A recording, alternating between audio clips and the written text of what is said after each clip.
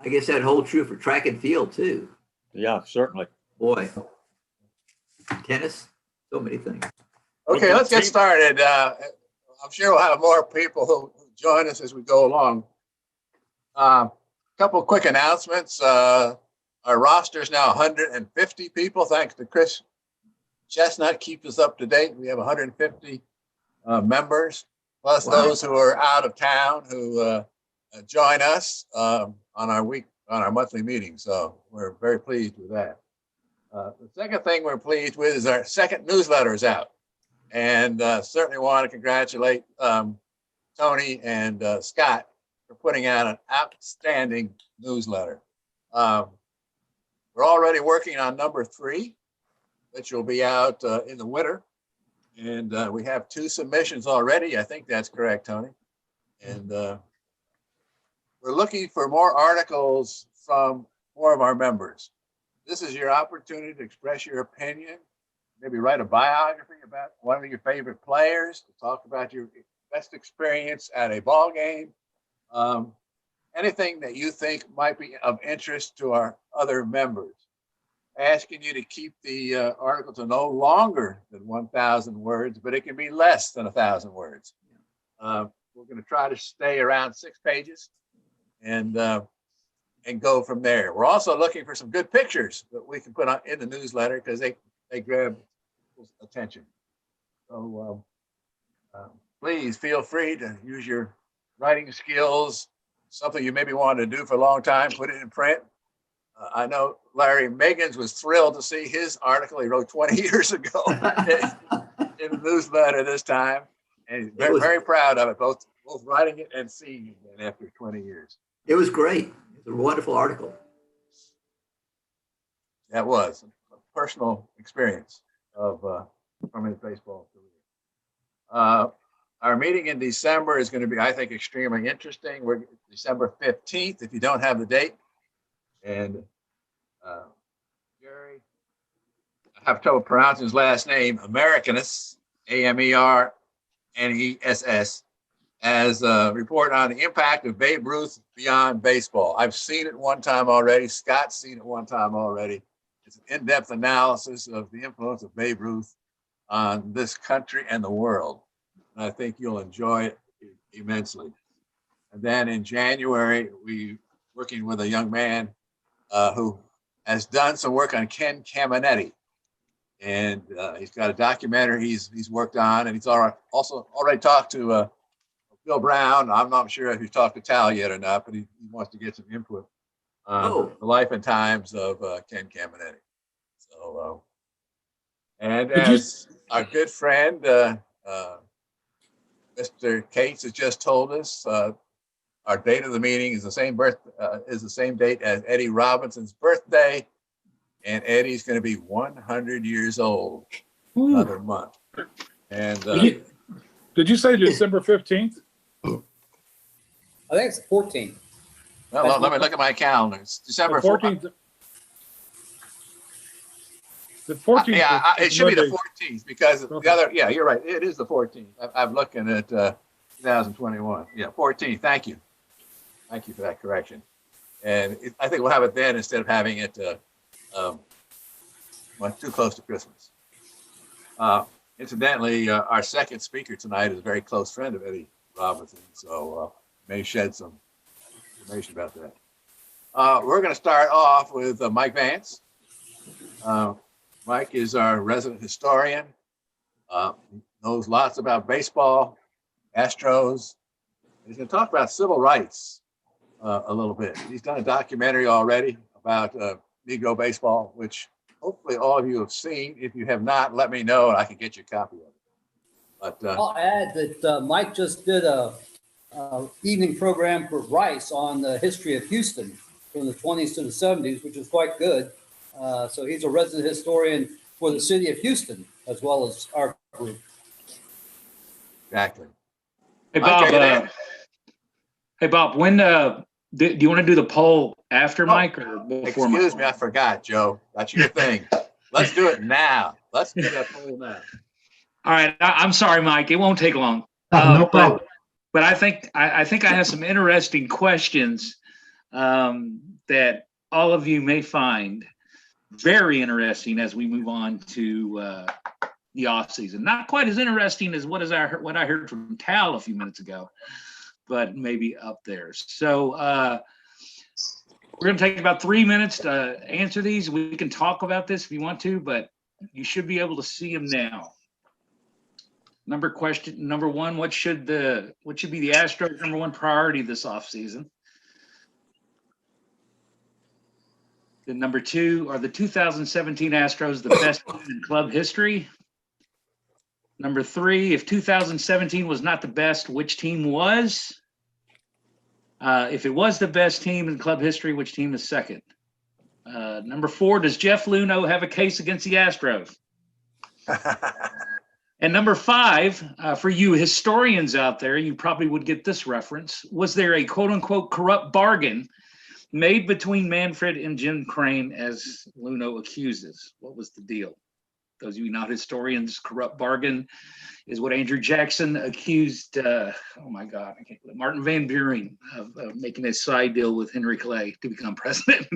John Quincy Adams.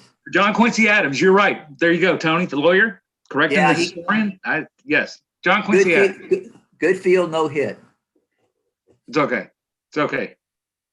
Not Martin Van Buren. Sorry about that. I should know better. Maybe I should teach 1377 a little bit more. I haven't taught it in a couple of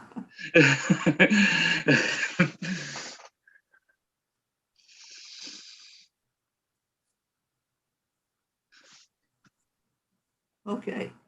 Everybody click in an answer.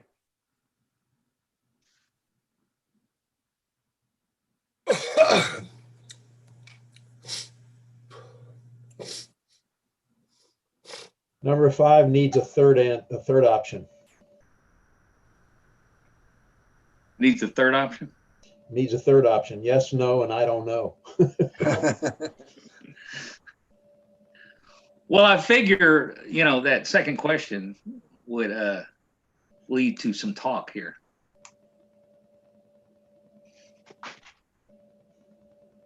Let's let everybody vote, and then we'll go with Mike, and then we'll come back to this maybe between Mike and Paul.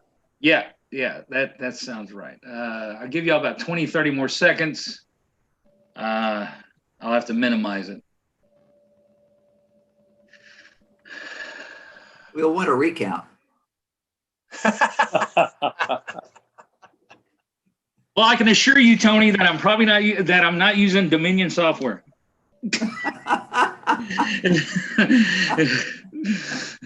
All right. I'm reassured. Wow. All right.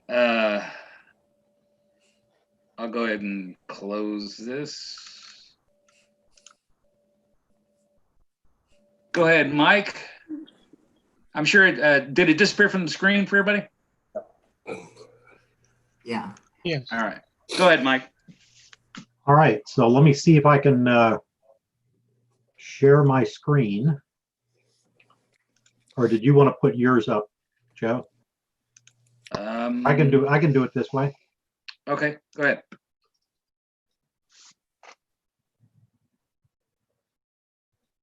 Yeah, there we go. Okay. I see This your files. came out of that Negro League talk that Bob referred to earlier. And I had Bob Kendrick on there from the Negro League Museum in Kansas City. And there was a really good conversation that we had.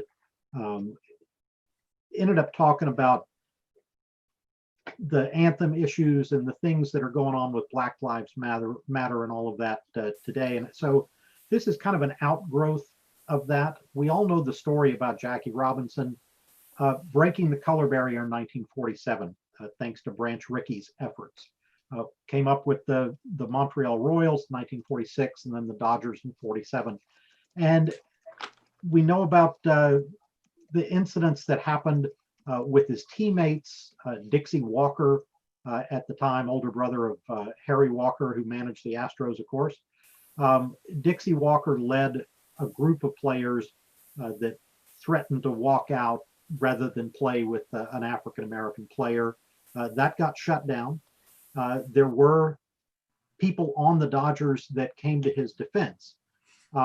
Notably, Pee Wee Reese has been written up in history as a teammate that really supported him from the start. Leo DeRocher, though, also supported Jackie from the start.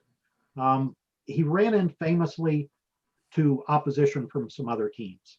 And the most famous incident came from the Phillies, and Ben Chapman, who was a former longtime player that was the manager of the Phillies, was just horrific in the abuse that they poured on Jackie. Jackie later said that that was the worst day that he experienced, was that opening game against the Phillies. The other team that really gave Jackie Robinson a particularly hard time is the Cardinals.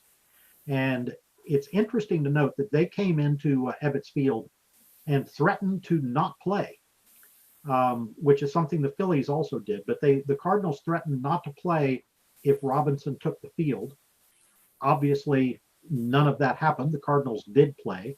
In fact, took 2 out of 3 at that series. 2 players for the Cardinals stand out because everybody that was giving him trouble earlier in the year, most of those people backed off later in the season. They saw his performance, but Enos Slaughter and Joe Garagiola in particular on those Cardinal teams continued even into September. There were a couple of incidents of spiking him, stepping on his foot that happened with Robinson later in the year. So I wanted to, about 3 times during this little talk, kind of give you an idea of where race relations were in the United States at that time. In 1947, the U.S. military was still segregated. That's in spite of the fact 2.5 million Black Americans had served in the military during World War II. They Hey, were Mike, can I interrupt for a sec? Yeah. Do you still want your list of files on the screen? No, Yeah, is that accurate? I only see File Explorer. I don't see the presentation. Oh, well, I'm getting the You might have to presentation. you might have to stop sharing and then share. Now that you open the file, you have to I would stop sharing and There you share. go. It's off. That's better. Usually you have to open it up first and then choose it after. There you go. Are you seeing it now? There you go. There you go. There it is, There yeah. you go. There you go, Okay. Mike. There you go. Good job. Also, There you go. also, Mike, could you speak up a little bit? I'm talking as loud as I can, Marcia, can you turn Okay. yeah, sorry. That's okay. And one other thing, I didn't catch what you said about Joe Garagiola. Was he supporting Robinson or against Robinson? Very much against Robinson. Really? Yeah, he was one of the most egregious offenders in not only giving him verbal abuse, but a couple of times stepping on his foot and spiking him. Who was that? Joe Garagiola. Really? That's Seems very like surprising. on TV. Can you make your presentation full screen? That it's full screen for me, so I don't know. If you how hit else to Control do it. L and Acrobat, I think that works. Yeah, it's full screen for me. Okay, So I don't know what else to tell you, and I just Yeah. hit Control L. So you know, well, Gargiola's a poor guy from the St. Louis area. I'm surprised he came across as very avuncular, if I can use that word, on television. well, I can't speak to his image, but I know what he Yeah. did during that season. Yeah, So the United States in 1947, and you are getting the slide now, correct? right. Okay. America in 1947. Yeah. Yep. The military was still segregated by unit, but President Truman had a commission underway to study ending segregation, and that order did come around in July of 1948. 1947 poll taxes still existed in at least 10 states. They were not all in the South. They were scattered around. 4 of them were cumulative poll taxes, which meant that if you missed a year, you had to go back and pay all the preceding years to catch up before you were allowed to vote. Sundown laws were still widespread across the United States, not just in the South, also in the West, also in the Midwest, meaning that towns wanted to be all white and African Americans were subject to arrest if they were caught after sundown in this town. In the 1940s, prior to 1947, and when Jackie made his debut, there were 7 very well publicized lynchings. There were race riots during World War II in New York City, Detroit, and Beaumont. And one was narrowly averted in Philadelphia. Robinson, of course, started the season in April of 1947, and 2 teams followed suit very quickly. The Indians and Browns both brought up black players in July of 47.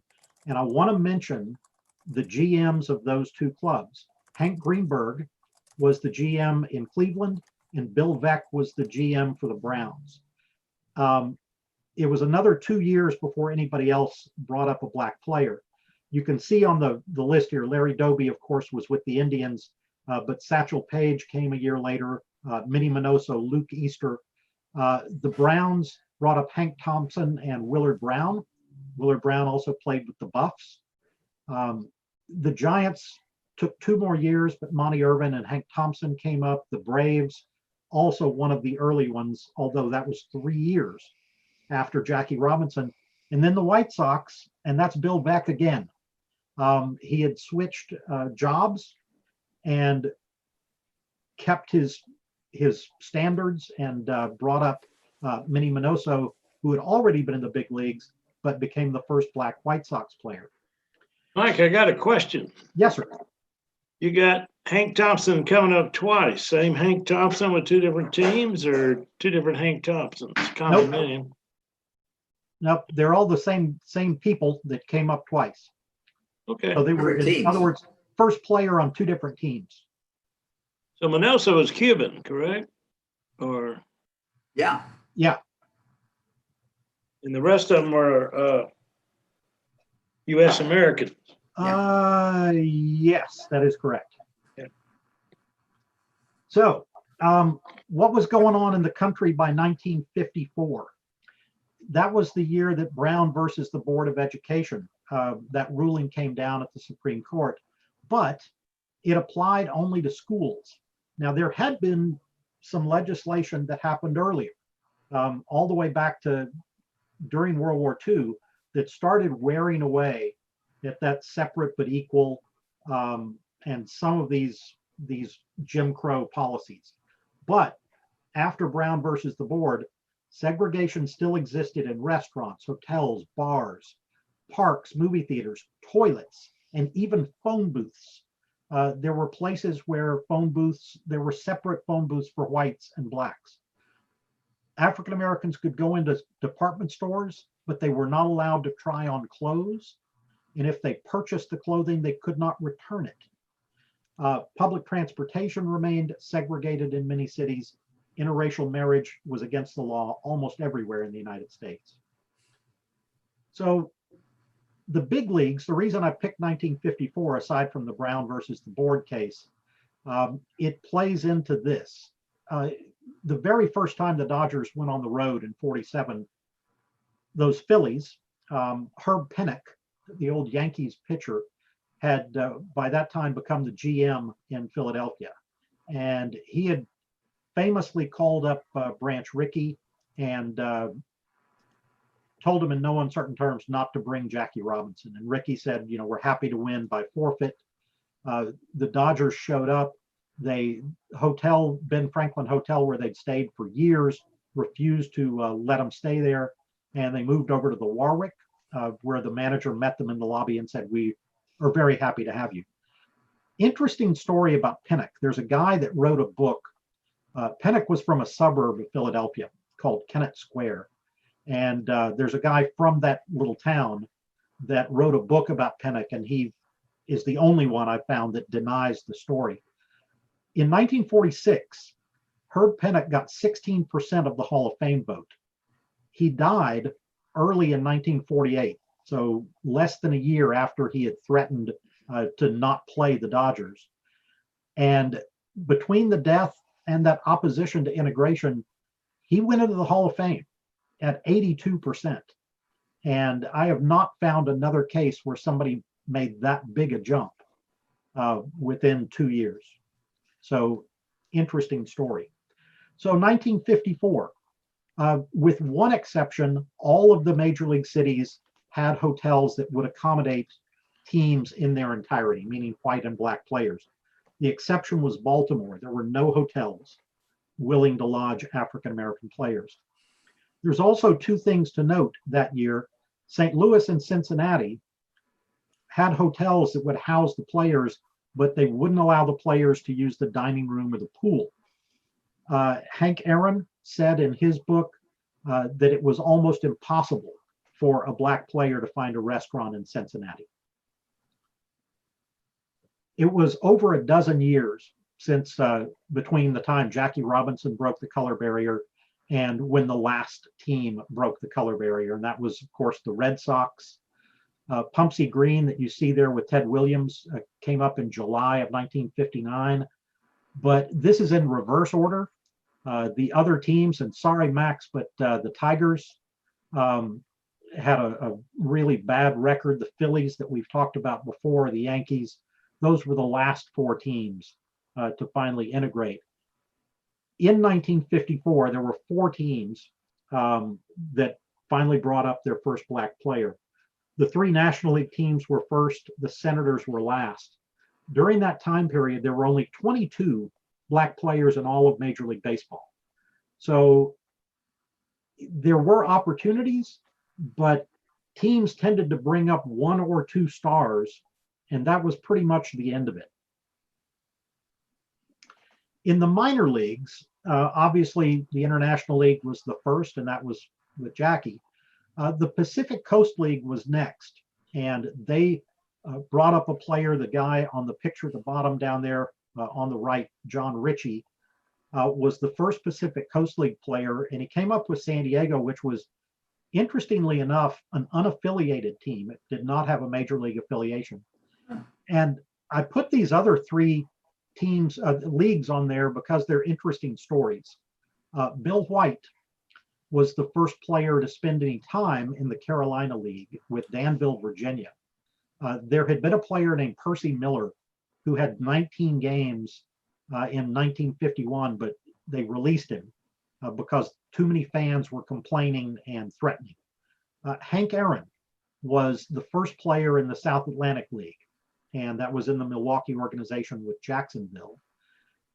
And then the other story is the Cotton States League, which is a lower minor league that was in Louisiana, Mississippi, and Arkansas.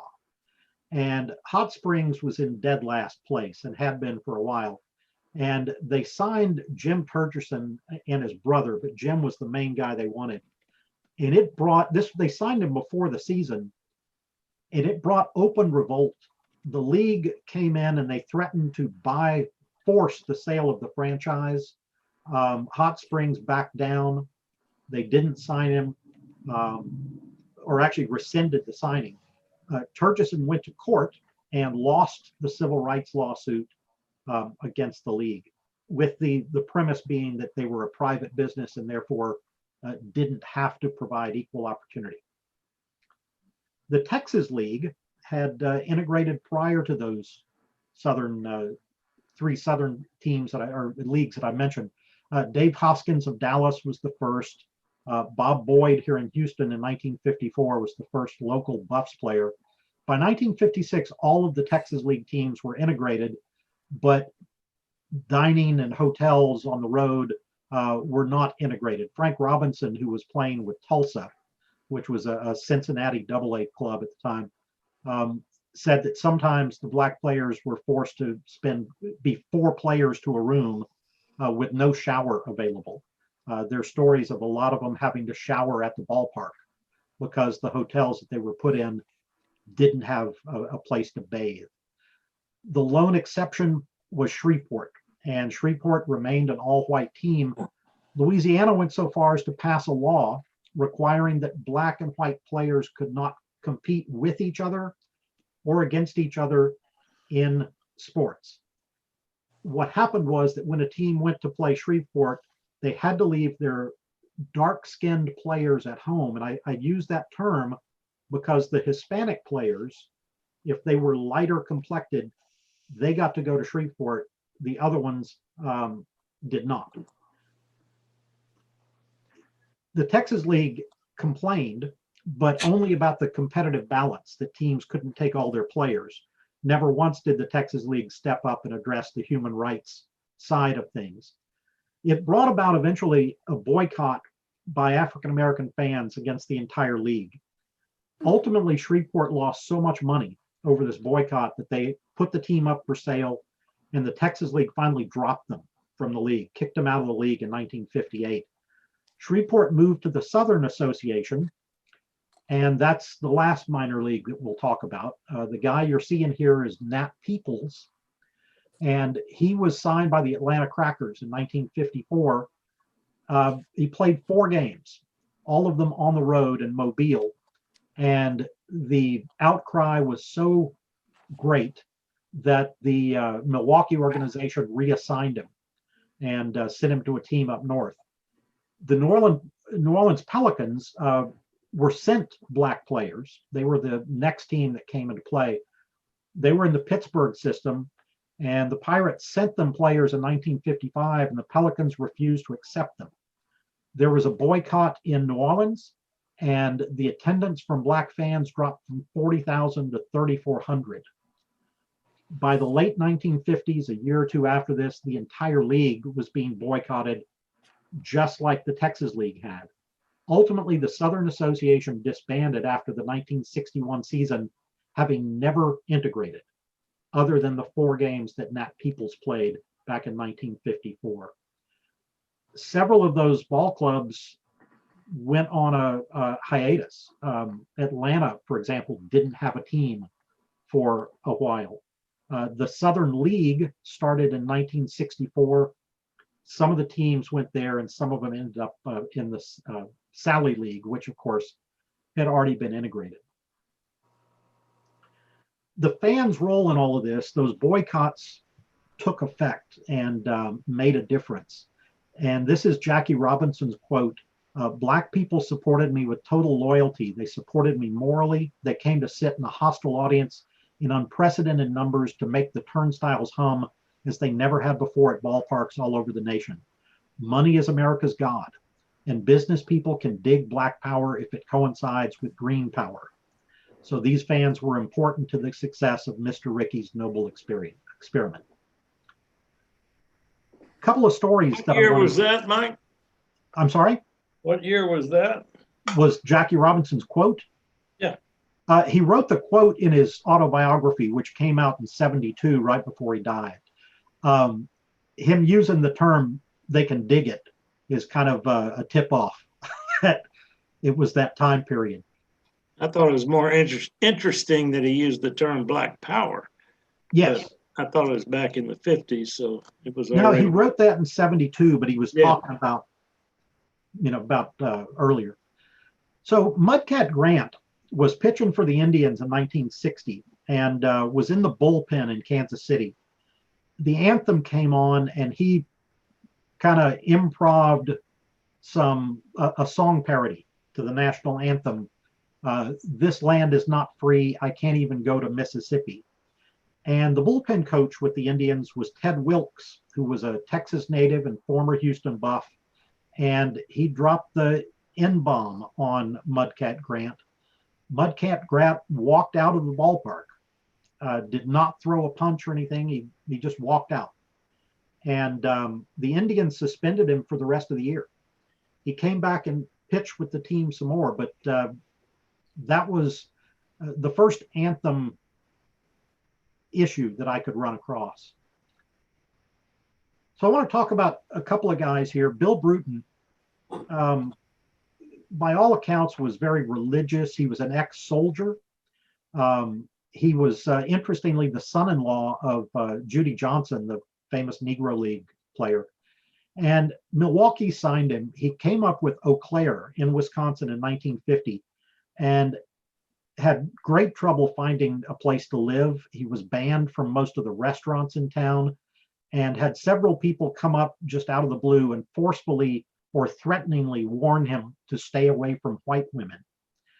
Milwaukee brought him up in 1953, and he chose to live there during the off season. First African-American player to make that his home, in spite of the fact Milwaukee was still heavily segregated He stayed with the team for quite a while, and he made arrangements when they were on the road for all of the black players with the Braves to find restaurants where they could eat and to find taxis that would accept them. Great picture of him and Warren Spahn, by the way. I know Marcia's favorite. So this is a quote from Bill Bruton that people forget I was a Negro long before I was a ball player. And that is a quote from the time, from the 50s. He talked about that in the Midwest, that he was turned away from restaurants and motels until people found out he was with the Braves. And when they found out he was a big league ball player, then sure, come on in. The other guy that's part of this story is Bill White. Bill White was in the Giants organization, and they trained out in Arizona instead of Florida. And by all accounts, the climate out there for African-American players was better, but he still talked about being turned away from a theater in Phoenix, and that was the first time he had run into that. As I mentioned before, he had come up in Danville, Virginia in 1953 and took so much abuse that he asked the Giants to send him to a different team somewhere up north. But he was leading the Danville team in hitting, and the manager there refused. He said, no, we need him. So he stayed. It got so bad that at one point at a road game, he flipped off the crowd, and they tried to attack him. And only when his teammates crowded around him holding bats did they manage to get him onto the bus. Bill White got inducted into the Army, and they sent him to Fort Knox outside of Louisville. And he was on the baseball team there, and of course, obviously the star of the baseball team there. But he quit the Army baseball team after being refused service in a restaurant. This quote down here from 1980 is when he was talking about Bob Gibson, who was his roommate with the Cardinals. And he said, I think a great black athlete is sometimes tougher in a game because every black had it tough on the way up. So the reason I mentioned Bill White and Bill Bruton is because they're involved in spring training. Florida was notoriously segregated. Before 1962, only the Dodgers had integrated facilities in Florida, and that was because they had built their own. On all of the other teams, the black players stayed in segregated motels or with a family, ate in segregated restaurants, and used blacks-only taxis. Some of the major league teams went so far as to, and this is mind-boggling, separate the laundry by the race of the players whose laundry it was. Bill Bruton, he and Bill White led the way. All of the black players in the majors, and like we mentioned before, there weren't really that many of them, but they came behind Bruton and White as the leaders to do something about this. And Bruton, this quote here, as important as a ball club is to these cities, meaning the small towns in Florida, it can have a lot to say about housing if it wants to. So they pressured all of the teams. And during that spring training, 7 other teams found integrated facilities, which leads you to believe all that somebody had to do was force the issue. All but one other team changed midway. The solutions that they came up with were interesting. The White Sox and Yankees built their own facilities. The Cardinals threatened to leave St. Petersburg unless they could find integrated accommodations, and a local businessman there actually bought 2 existing hotels and made them available to the Cardinals. Philadelphia wasn't going to do it, but all of the Philadelphia fans back in Philly threatened to boycott the entire season, and it forced their hand. The last holdout was the Tigers, and they didn't integrate their housing until the following year. In 1964, in America, this was a year after the Medgar Evers assassination. It was the year of the Civil Rights Act that LBJ had actually written years before, but finally got passed when he was president. The poll taxes were finally outlawed by constitutional amendment, but there was still unrest yet to come. The famous Selma, Alabama bridge was not until the following year. In baseball in 64, there were no African-American managers anywhere in baseball, only scouts. The lone exception was Buck O'Neill, who was a coach for the Cubs, had been named in 62. Interestingly, he was not allowed to perform on-field duties, and he was the one guy kept out of that rotating College of Cardinals, College of Coaches weirdness that the Cubs were doing. The reason I picked 64 is it brings us to an interesting story, and it's Dick Allen. He was a rookie that year. He was Rookie of the Year with the Phillies. And you've seen the history that the Phillies organization had, and it was one of the worst ones in baseball. The fans, right from the start, and Dick Allen was the first black star in Philadelphia baseball. They were throwing things at him on the field, all kinds of things, bottles and batteries and trash. They screamed at him, booed him. They went so far as to go to his house and dump garbage on his yard. He came there having grown up being called Dick or Dickie. And for whatever reason, the Phillies called him Richie. And he repeatedly told them that he really didn't like that. He'd never been called that. His mom called him Dickie. All of his friends called him Dick. And when he complained, both the team and the press openly ridiculed him. He had to wear a batting helmet in the field because fans were throwing stuff at him. And Dick Allen, he, depending on what you want to call it, he fought back, acted out. He punched Frank Thomas, his teammate, after what he took as a racial taunt. That, you know, Allen was the star on the team, and he punched Thomas, who was a fan favorite, and they released Thomas. And the fans booed him for 3 weeks, and then he hit a grand slam to win a game, and they cheered him. And such was the nature of what happened to him in Philadelphia. By 1967, and certainly into 68 and 69, he was regularly showing up late to games. A couple of times he came in smelling a beer. He started a thing where he wrote words around first base in the dirt with his toe. And everything that he did seemed to really make both the press and the fans and the management unhappy. They traded him to the Cardinals. A year later, he went to the Dodgers. A year later, he went to the White Sox, and he won the MVP. He refused a trade to Atlanta in 74 because he said he wasn't going to the South. And it ended up back in Philadelphia again, had a lot of trouble. Interestingly enough, in 1976, I guess it was, 76 or 77. Anyway, the Phillies finally won the East. And he had alienated half of the team, ended up having a celebration with just 4 of them. Mike Schmidt, Gary Maddox, and Dave Cash joined him, and they did their celebration with champagne in a supply room away from the other team. The Phillies released him. He was traded for the last guy that I'll mention, and that's Curt Flood. Can I say something about Dick Allen before you get to Curt Flood? Yeah, sure. Houston connection. Opening day, Astrodome, 1965, after Mickey Mantle, Chris Short pitched a 2-0 shutout against Bob Bruce and the Astros, and the only 2 runs and the first home run in the Astrodome regular season was hit by Dick Allen, a 2-run shot. I think it was the 6th inning. Yes. I was at the game to right center, but oh, cool. A little bit of history there. Yeah. Curt Flood, by the way, a native Houstonian, was traded for Allen in that trade from the Cardinals to the Phillies. Curt Flood, like I said, born in Houston. He grew up in Oakland, moved out there when he was a pretty young kid.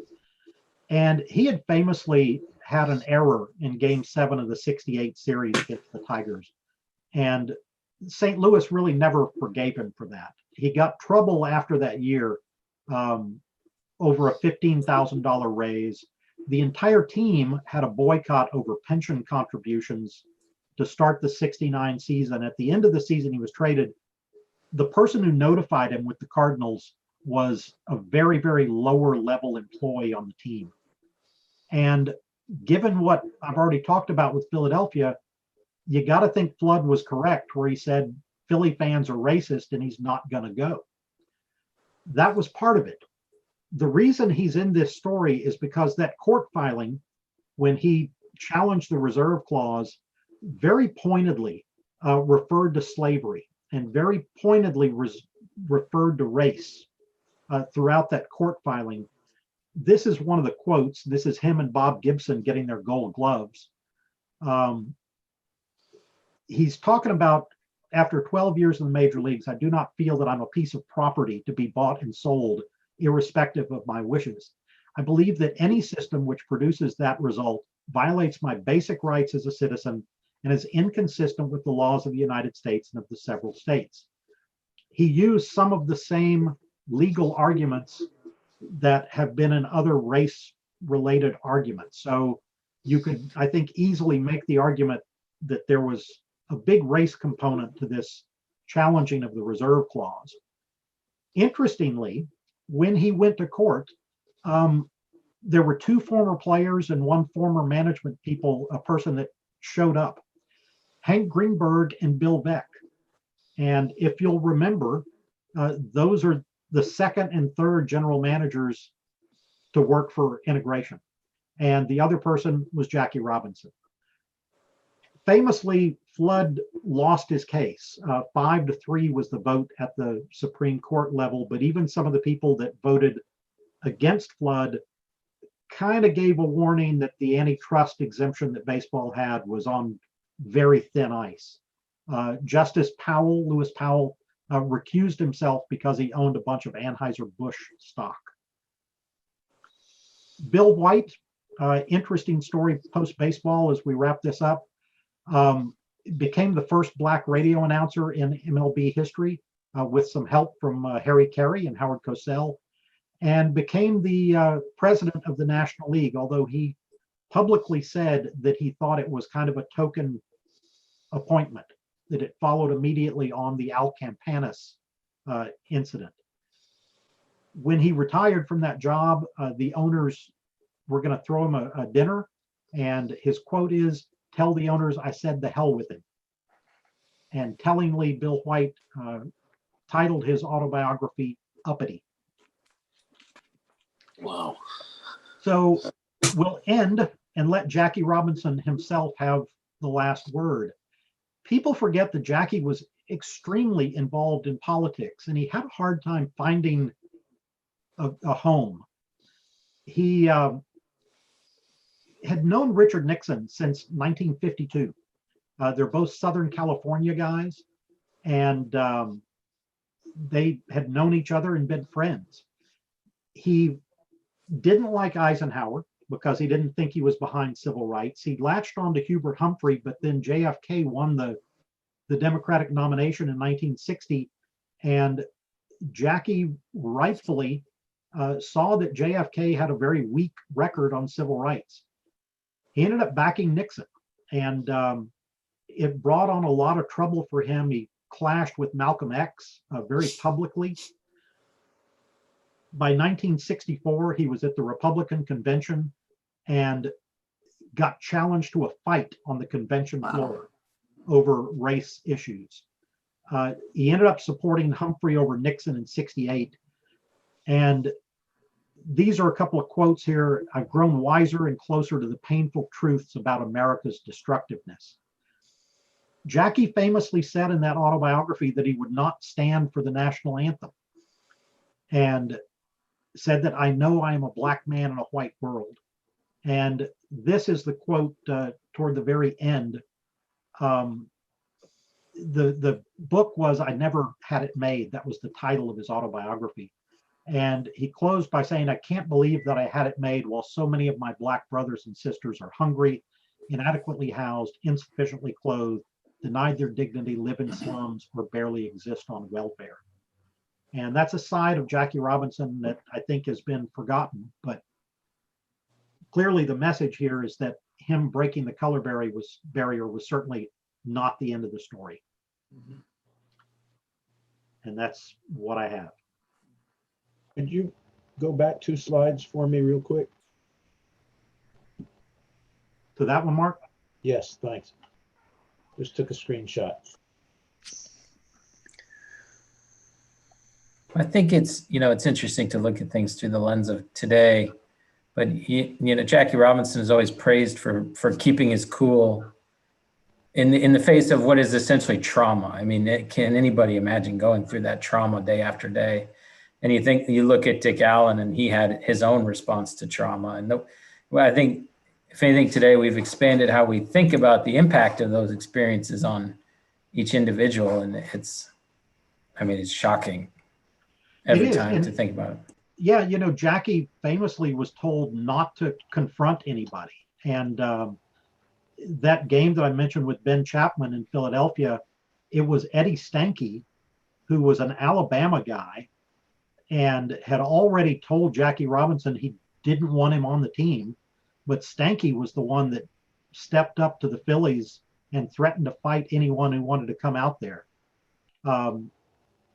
So yeah, Jackie, he, very admirably restrained himself throughout that year. But you're right, by the time it came down to Dick Allen, 17 years after that, Dick Allen clearly didn't want to go that route.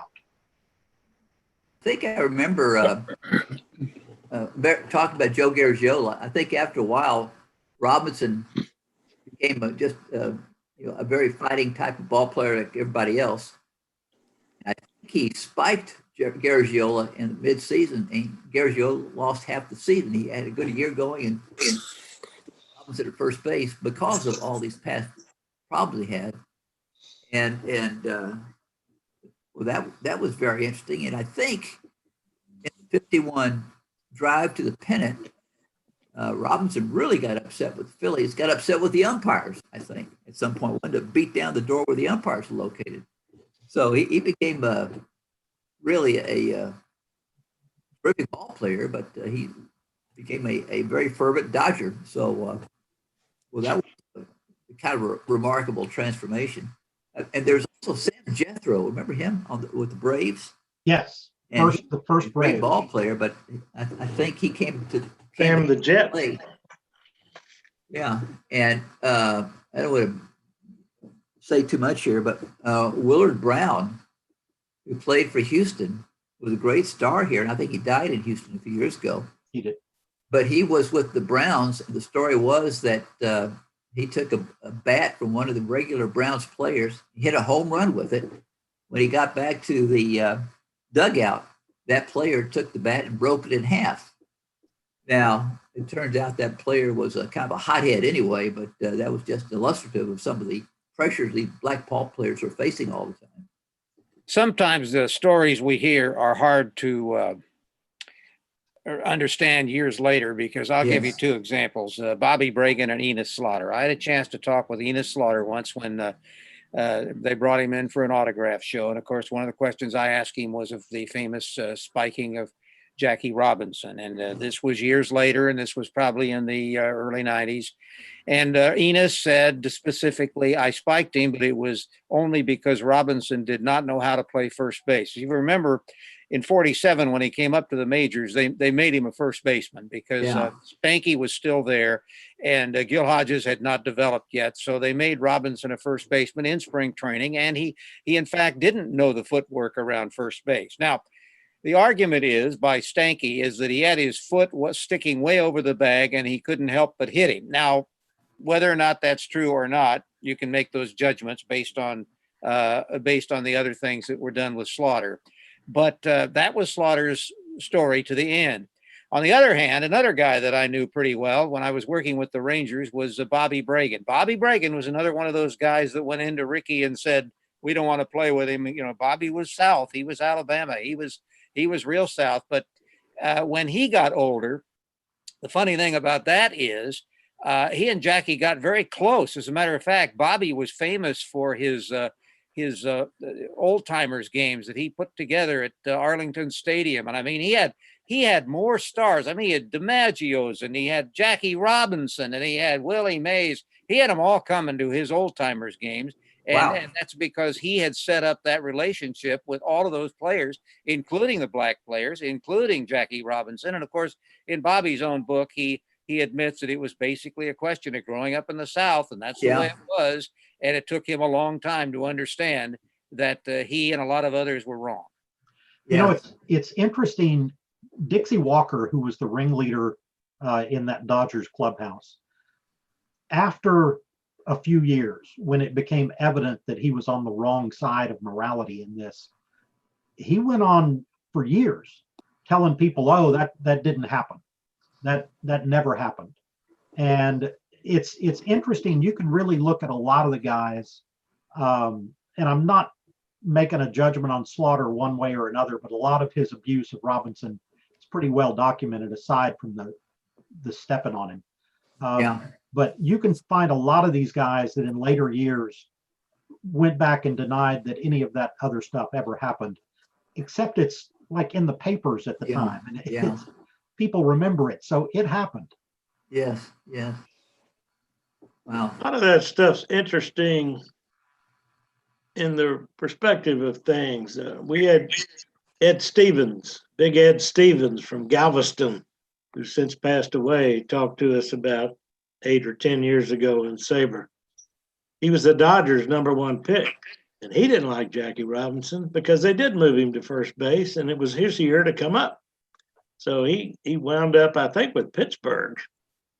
But he talked about that DeRocher was such a racist that they suspended him that year to keep him off the team, but they suspended him for gambling. They said. But DeRocher was good with Mays and Jackie Robinson was a middle infielder, but they didn't want him getting torn up at second base, so they moved him to first. They keep people flying into him and spiking him and all that stuff, and figured he had enough going on as. They still had Stanky. That wasn't really the reason they moved him to first. They still had Eddie Stanky, and he was very popular, and he was their second baseman. And then, so they traded Stanky to the Giants in the offseason, and then Robinson had a chance to go back to second. He was still getting spiked. You know, I will mention that DeRocher had already been warned about gamblers many, many times prior to that suspension. DeRocher wound up managing the Astros. But you mentioned Dixie Walker. Harry Walker was just as bad as Dixie, I think, because I know Jimmy Wynn and a lot of that, they did not like Harry Walker at all. They didn't get along. They were playing in the majors, so they had to put up with him. But he was not a nice guy to play for if you were a black player.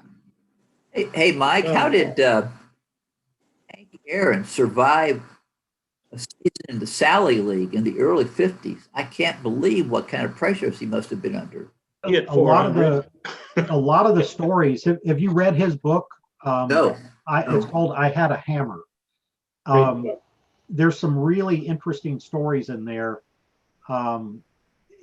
It's the same kind of abuse that you would imagine, the same stuff that Robinson put up with, only in some cases maybe even worse, because the cities themselves were so rigidly segregated. Yeah. You know, and he talked about, well, even with Milwaukee, he talked about the role that Bill Bruton had in finding them restaurants. And again, like I mentioned, he said Cincinnati in particular, they would go there and there was just no restaurant that would serve them. And Bruton knew where they were and would find a taxi that would drive them and get to a restaurant where the black players could eat. Speaking of racial and so forth, it's amazing to me that Hank Greenberg, a Jewish ball player, sent by Detroit to play in Beaumont in the 30s. I wonder what kind of reception he had there. He was well received. We had a big Jewish community in Beaumont. Oh, really?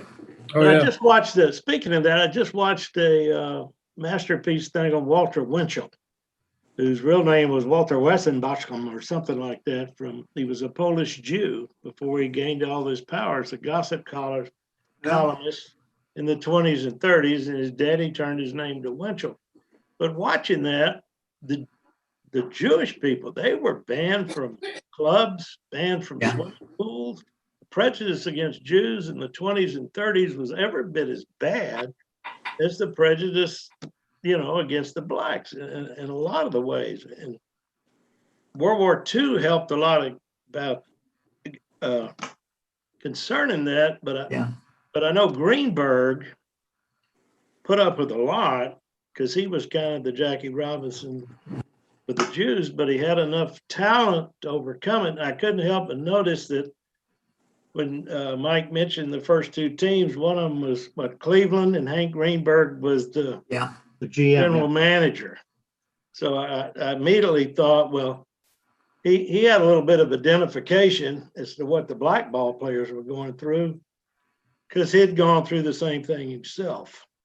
Well, In a different manner, in a different extremes, but he still had a lot of trouble, a lot of prejudice against him too. Oh boy. I think that Greenberg and Bill Beck both deserve a lot of credit. Branch Rickey was obviously the first, but Greenberg and Beck followed within just a couple of months. And Yes. I believe in the 40s, Bill Veeck tried to buy the Philadelphia Phillies, and he was going to field an all-black team. And he was blackballed by the major league owners. They didn't want No pun intended, huh? That's right. All Thank black you. midgets. That's what he was going to put out. Well, I moved to Fort Walton Beach, Florida in 1961.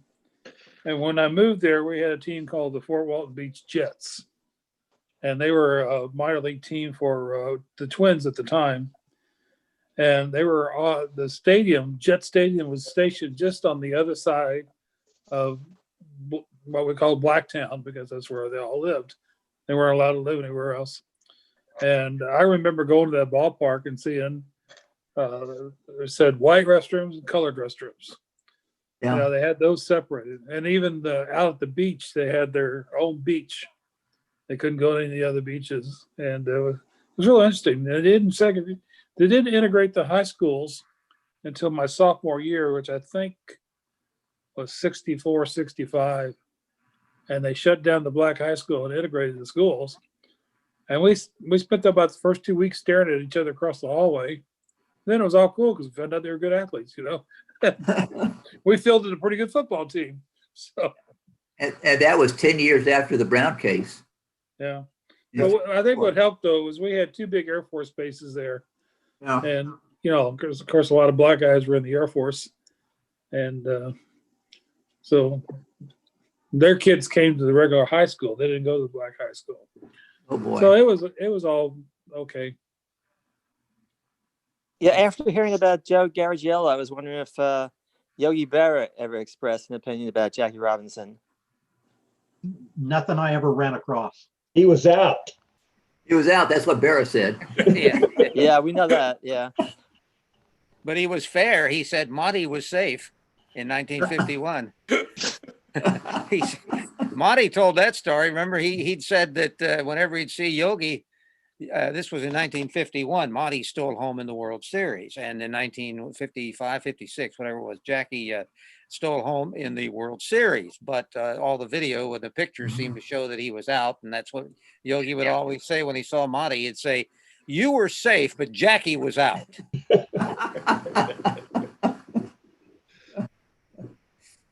Well, Barra endured Steinbrenner, so I guess he had a great depth of human understanding.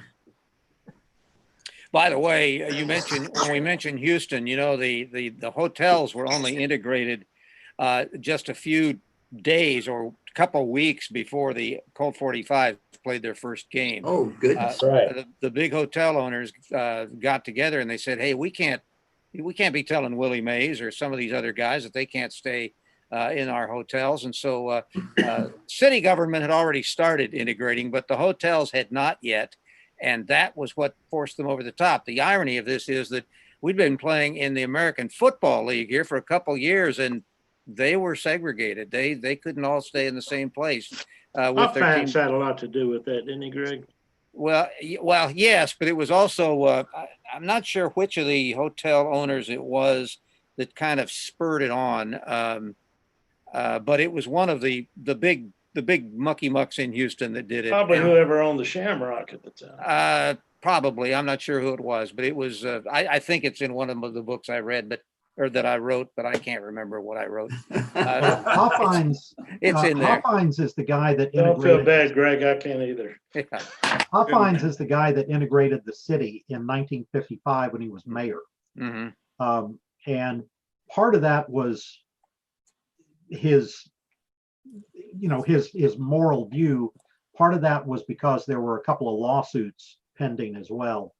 But in 55, Hoffines opened up almost all of the city facilities. He had opened up by as early as 53 the libraries, but by 55 it was golf courses and parks and city buildings and city restrooms and things of that nature. I think Hoffines owned the radio station that broadcast the Buff games back in the 50s. Yes. He had one of them, yeah. Yeah. Well, okay, it was Jack Harris. Actually, I just found the spot in the book. It was Jack Harris, the radio TV executive, asked Colt 45 owner Roy Hoffines what would happen when teams with top black players would have to send their players to stay at separate hotels. So it was then taken to the big man at that time, John Jones, whose Houston endowment also owned 3 major hotels. And on April 1st, just before the season opened, all hotels were open to everyone. So that's how close it was here in 1962. Goodness. Yeah. Terrific job, Mike. Terrific job. Appreciate it so much. Thank Any you. more questions for Mike? Vance? Deacon, you're awful quiet there, my friend. You don't know how to get it off mute? Nope, he's muted. He's listening, so he's muted. He says you did a good job, Mike. Thank you, Deacon. Okay. Joe, we're ready to turn it over to you now for a second to have the survey, results of the survey before we go to Paul. Results of the survey. Okay. What should be the Astros' #1 priority this offseason? Anybody want to guess what the #1 answer was? I'll give you the answers. Re-sign Michael Brantley.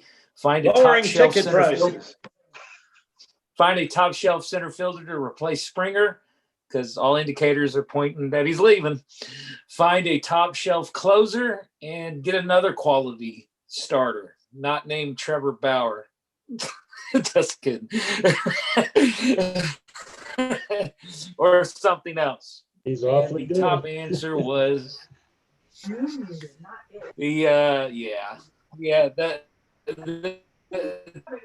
top answer was get another quality starter. Good. So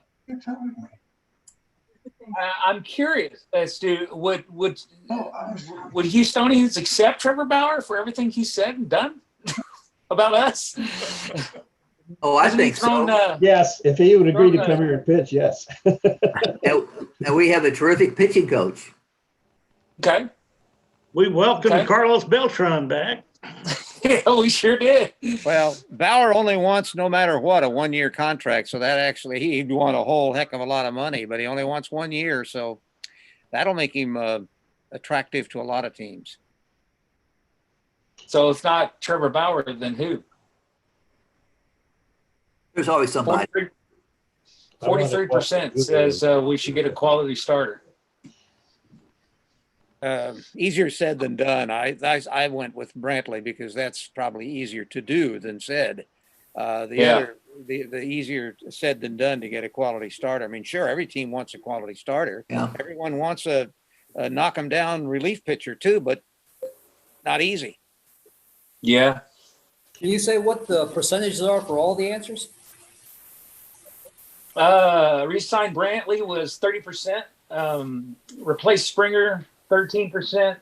Top shelf closer, 13%. Quality starter, 43%. What was re-signed Brantley? 30%. Let's move along. Are the 2017 Astros the best team in club history? 78% to 22%. Those of you who said no, I guess you can answer number 3. If 2017 was not the best, which team was? And the 1998 club won with 30%. 98. I didn't get to vote. Okay. All right. Does Jeff Luhnow have a case against the Astros? What do y'all think? That was pretty close. I think so. He'll get some money, whether he has a case or not. He'll get some No. money through arbitration. No, 57%. Well, 57% said no. I don't think you'll get paid the full amount if it's 22 million, and if that's the bottom line, they'll settle for something. I mean, I don't know. I mean, I don't have all the facts in that situation. How do you? It's going to have to come out in discovery. Yes. Yes. And that goes with number 5. Was there a corrupt bargain between Manfred and Crane? As Luhnow accuses, 65% said no, 35% says yes. What is that corrupt bargain if there was one? No. You get to keep the team, Crane? You get to keep the World Series trophy if you sacrifice your manager and your general manager. And I don't know how the players get to walk. Maybe that can be your next book. Yeah. Mm-hmm. I think Crane is still in litigation over the purchase of the club years ago, where he was told that the TV or cable revenue is going to be a lot more than it was, or something like that. I think that case is still alive and pending. So, yes, and that was stupidity on 2 people's part. Be honest. Drayton had no idea what he was buying or selling or doing with the TV thing, and Crane didn't either. And they were all one sold the other one on something, and the guy came out, of course, was Drayton, because he got the extra money for the team. But Jim Crane didn't know what. Those of us that work in the television business at the time said this is pie in the sky, and it's going to cost. His name? George Steppen. Who was the guy? Postolas. Yeah, George Postolas. Postolas. Yeah. Postolas. Yeah. It was shaky. Okay, let's move right along. We're very pleased to welcome to our meeting tonight Paul Rogers. Paul is the Dean Emeritus of the Law School at SMU, and very active in SABR through the years, very active in the Dallas chapter. And he was good enough to bring to us 2 outstanding speakers at SABR 44. A guy named Bobby Brown and another guy named Eddie Robinson, who's he's close friends with. Paul, we welcome you to our group, and we turn the meeting over to you. Thanks, Bob. Thanks very much. Can you all hear me? No. No. Speak up. Can't see you either. I can see him. He looks younger than Paul Robinson and Bobby Brown. Eddie Robinson. Where the heck is he? Oh, there he is. Okay. Out of the French doors. Where you at, Paul? Can you hear me now? It's muted. I can hear you, but it's very low. It's real low. Let me try to turn it up again.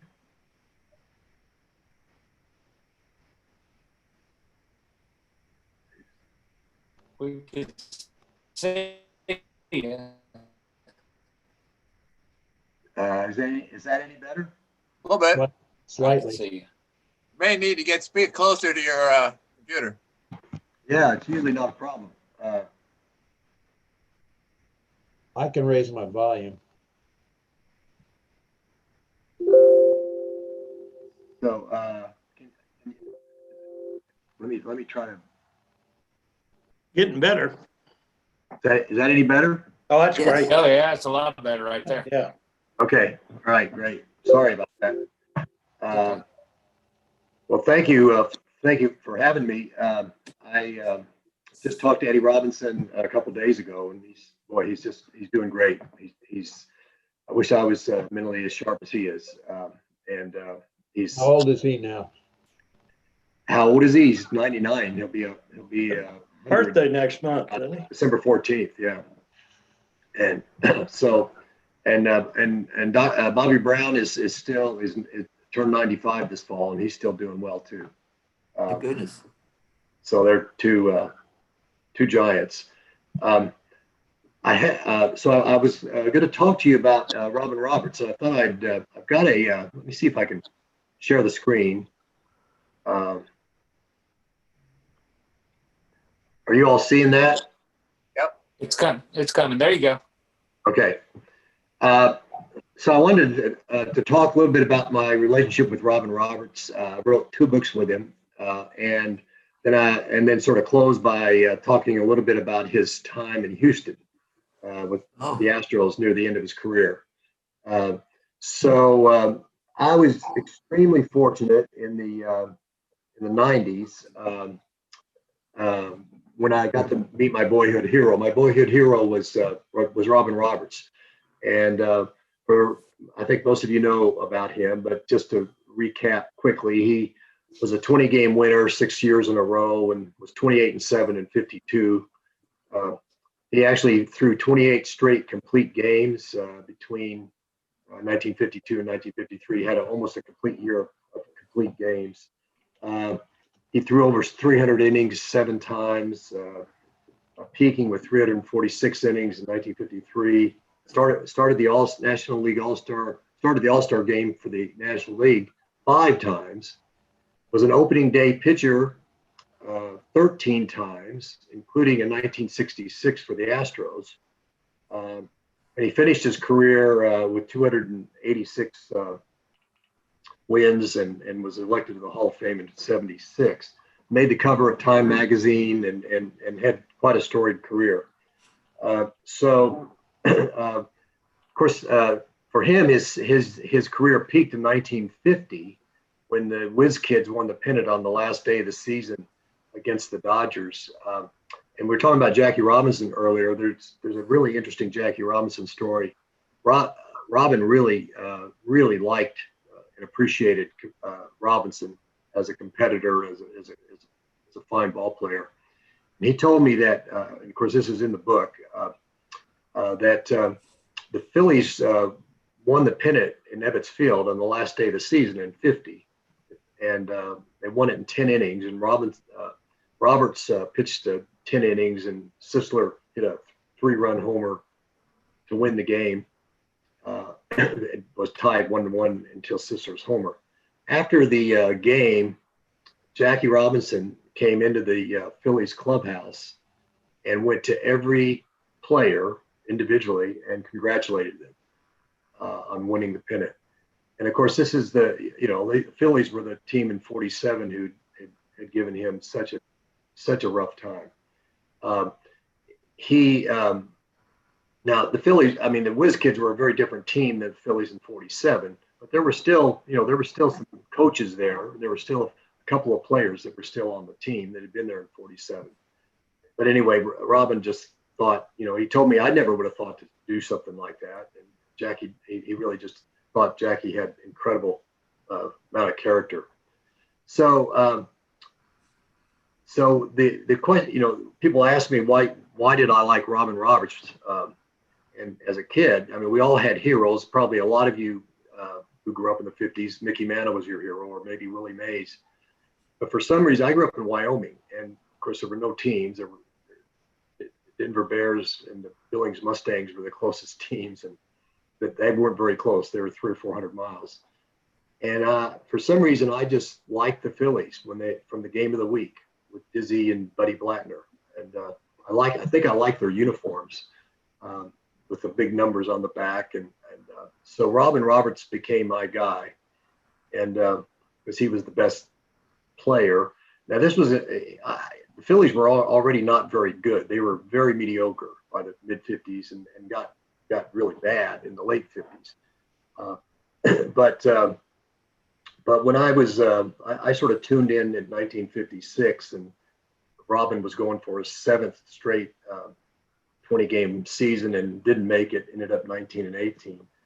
But then in 1960, I got a letter from him sort of that my grandfather had arranged through a mutual friend, and I was like 12 years old and playing Little League, and I got this letter from Robin, and of course that was an incredible thrill.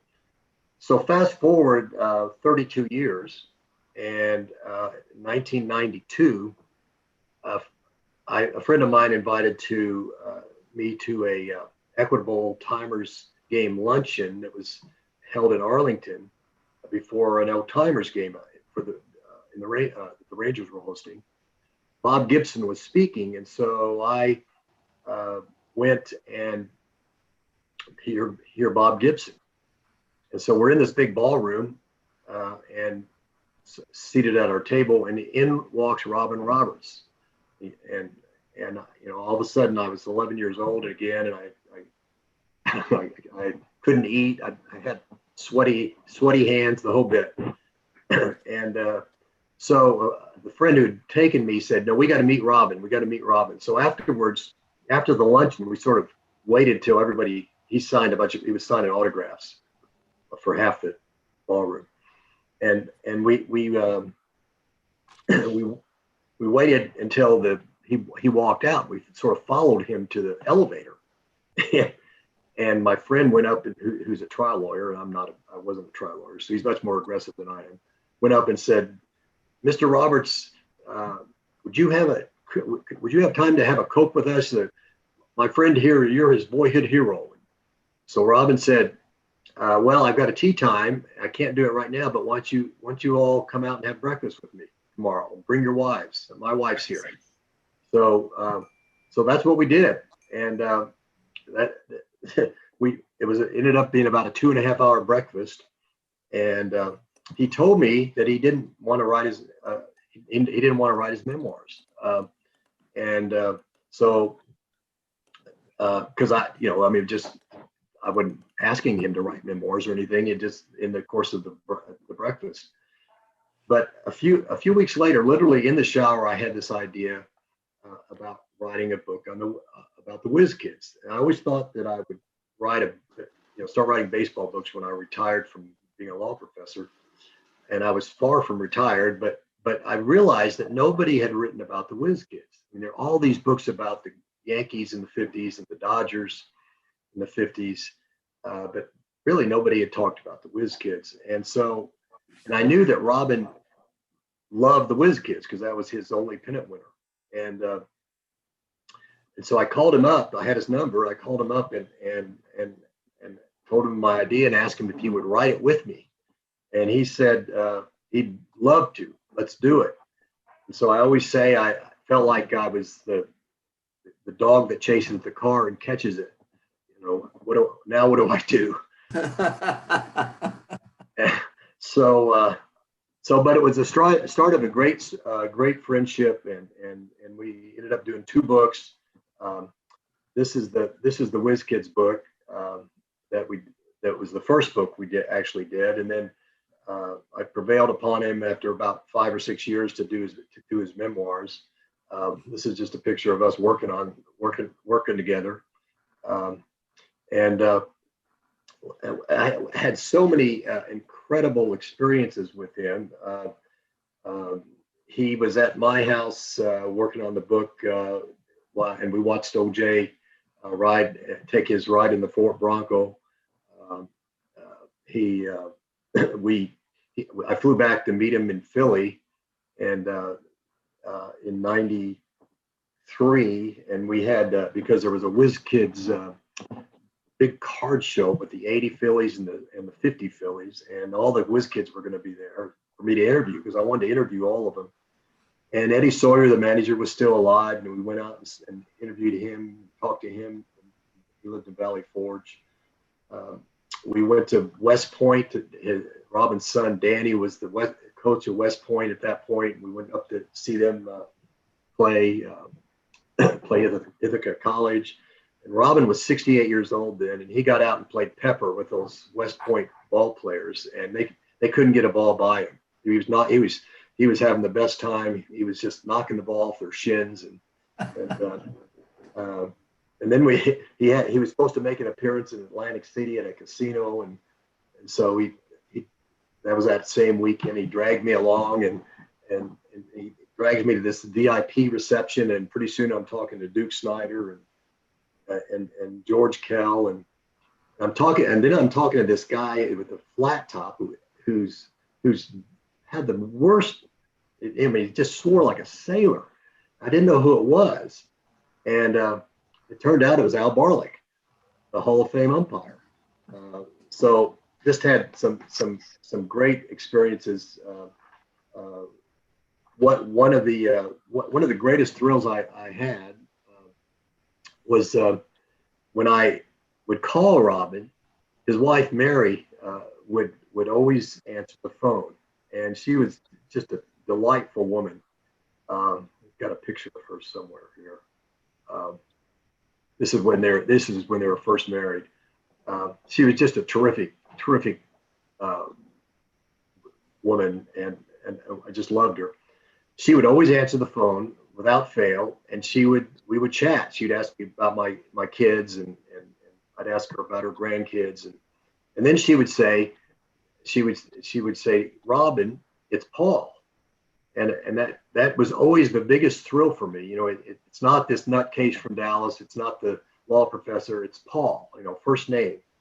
And so Robin, without fail, would get on the phone and say, Paul who? Just to knock me down a step or two. So we just had a lot of fun. Once when I was in Tampa, he lived in Temple Terrace. He'd ended his career coaching baseball at University of South Florida, and in fact, he coached his youngest son there. And so they ended up living in Temple Terrace, which is a suburb of Tampa. And so I was out there working on one of the books with him at one time, and they wanted to go to High Lie, and I'd never been to High Lie. So the first night. We went out to dinner, and Robin paid, and he said, okay, tomorrow night we're going to High Lie and you're paying. So I said, that's fine, that's great. So we go to the High Lie and we head for dinner, and the High Lie manager recognized Robin, and so comped us the dinner. And so I got off from having to pay. But then I didn't realize, but the reason you go to High Lie is to bet. It's like you go to horse races to bet. You go to High Lie to bet. And they have and so we were betting. I was probably down $20 or $30 trying to figure out how to bet. Each player is numbered, and you bet the numbers of the players for each round. And so the last round was a quinella, where you bet two players to win that round. And so I just bet 3 and 6 because 36 was Robin's number. And I won $200. So not only did I not have to pay for dinner, I ended up with $200. So it's just some interesting, great experiences. Robin died in 2010. Mary died in 2005, and Robin was by himself for 5 years before passing away in 2010. Of course, I went to the funeral and all. But one of the fun things about working with Robin was just a terrific recall, and he just had a great memory and wonderful stories, and so we put him in the books, obviously. But I'll just tell you a couple that sort of a couple of my favorites. He was in 51.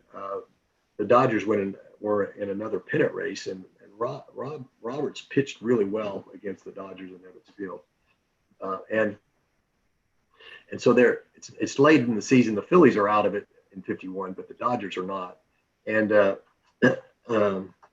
course, that's the year that the Giants came back, and Bobby Thompson's home run and all that. But so Robin's pitching, and he's at his locker before the game. Granny Hamner's got who's the shortstop, has got the locker next to him. And somebody comes in, and a clubhouse attendant comes in and hands Robin a note. And so Robin opens the note, and the note says, "If you pitch today, I will kill you. We have rifles all around." And so Robin, didn't think a whole lot of it, but he showed the note to Granny, and Granny sort of laughed it off. And so Robin went out and didn't tell anybody else about it. And so they go out to warm up, and Granny's right by Robin's side and says, I see him on the rooftop. I see him." And so Robin, get a life, Granny, leave me alone.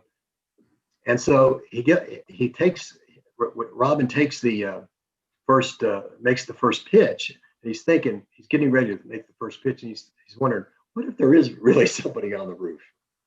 And so he throws the first pitch, and then just lays flat on the ground, just prone, just falls on his stomach, and nobody knows what's going on. And Robin gets up and looks over at Hamner, and Hamner's at shortstop, just laughing like crazy. And so it turns out the Dodgers got, I think, 2 or 3 runs off Roberts in the first inning. And so when Robin finally got him out, and they're running off the field, and Granny runs by Robin and excuse my English, but it says, "Robin, don't worry about getting shot today. You ain't got shit."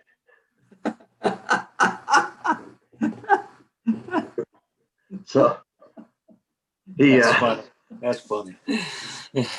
So another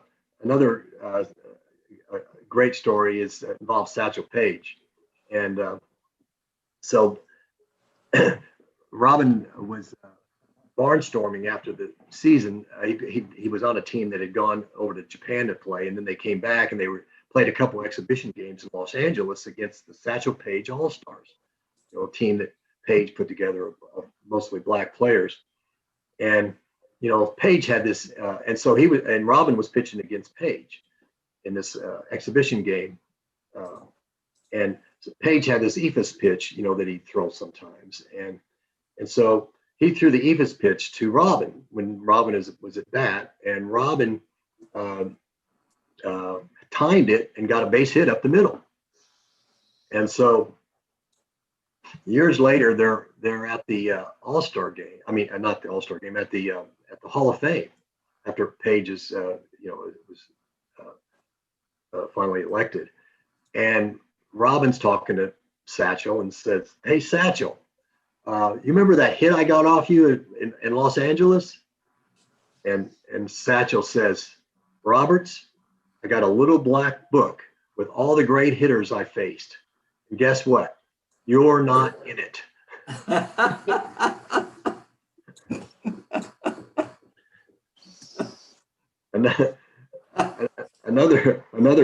Another great story is that I like is so in the 55 All-Star game, Roberts is going to be the starting pitcher for the National League, and Leo DeRocher was the manager because the Giants won in 54, so he's managing the All-Star team, and he has a meeting to go over the hitters, and Roberts can't believe they're going over the hitters in an All-Star game.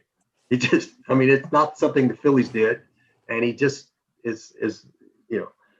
And so when they come up to how they're going to pitch to Yogi Berra, DeRocher says, "So how are you going to pitch to Berra?" And Jackie Robinson is sitting right next to Robin, and Robin says, "I don't know, but I'll tell you what, he has a beautiful wife, and I don't know how he did it."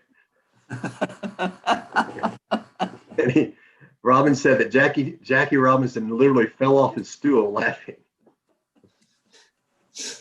Another, Robin was from Springfield, Illinois, and so was Jocko Conlon, the famous umpire.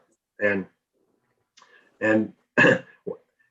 Robin didn't get kicked out of games very often, but one time he got really mad at Conlon at a I think he called a balk on him, and so Conlon threw him out of the game, and and so when they ran into each other in Springfield in the off season, Jocko said, "I wouldn't have thrown you out of the game, but when you called me a little Irish prick, I knew you meant it." So just a couple of I could go on and on, but let me just close by telling you a little bit about his time with the Astros. So Robin resurrected his career with the Orioles, with the Baltimore Orioles, starting in '62. He really had some rough years with the Phillies, with some bad Phillies teams. He signed with the Yankees, and the Yankees released him without him ever appearing in a game. And then he signed with the Orioles, and in 1962, I think he won 13 or 14 games, had the second lowest ERA in the American League. And so he had some good years. But in '65, the Orioles were going with the youth movement, and Robin wasn't pitching much, so he asked for his release because he just wanted to go home to Philly if he wasn't going to pitch. And so he goes home, and 3 days later, Paul Richards calls, the GM of the Astros, and he ended up signing with the Astros within a few days. So this is 1965 in early August. So Robin's then 38 years old and had 276 big league wins. So I was pretty excited about this when I was a kid, because we had moved from Wyoming to Odessa in 1962 when I was in 9th grade. And so, I was a big Colt 45s and Astros fan because we got the games on the radio. You know, we got Gene Elston and Low Pass, and I love those guys, and especially when Low Pass would say, "Now you're chucking in there, Larry." So I was very excited that Robin was going to pitch for the Astros. I still remember listening to Ken Johnson pitch a no-hitter and lose in 1964, and I had favorite players my favorite players were guys like Norm Miller and Tom Griffin, Jimmy Wynn, Don Wilson, of course Larry Dierker. Those were my guys. So it turned out Robin was a great short-term pickup for the Stros. He started his Astros pitching career by pitching consecutive 4-hit complete game shutouts against the Pirates and the Phillies, and he then beat the Cubs 9-2 in a complete game win. In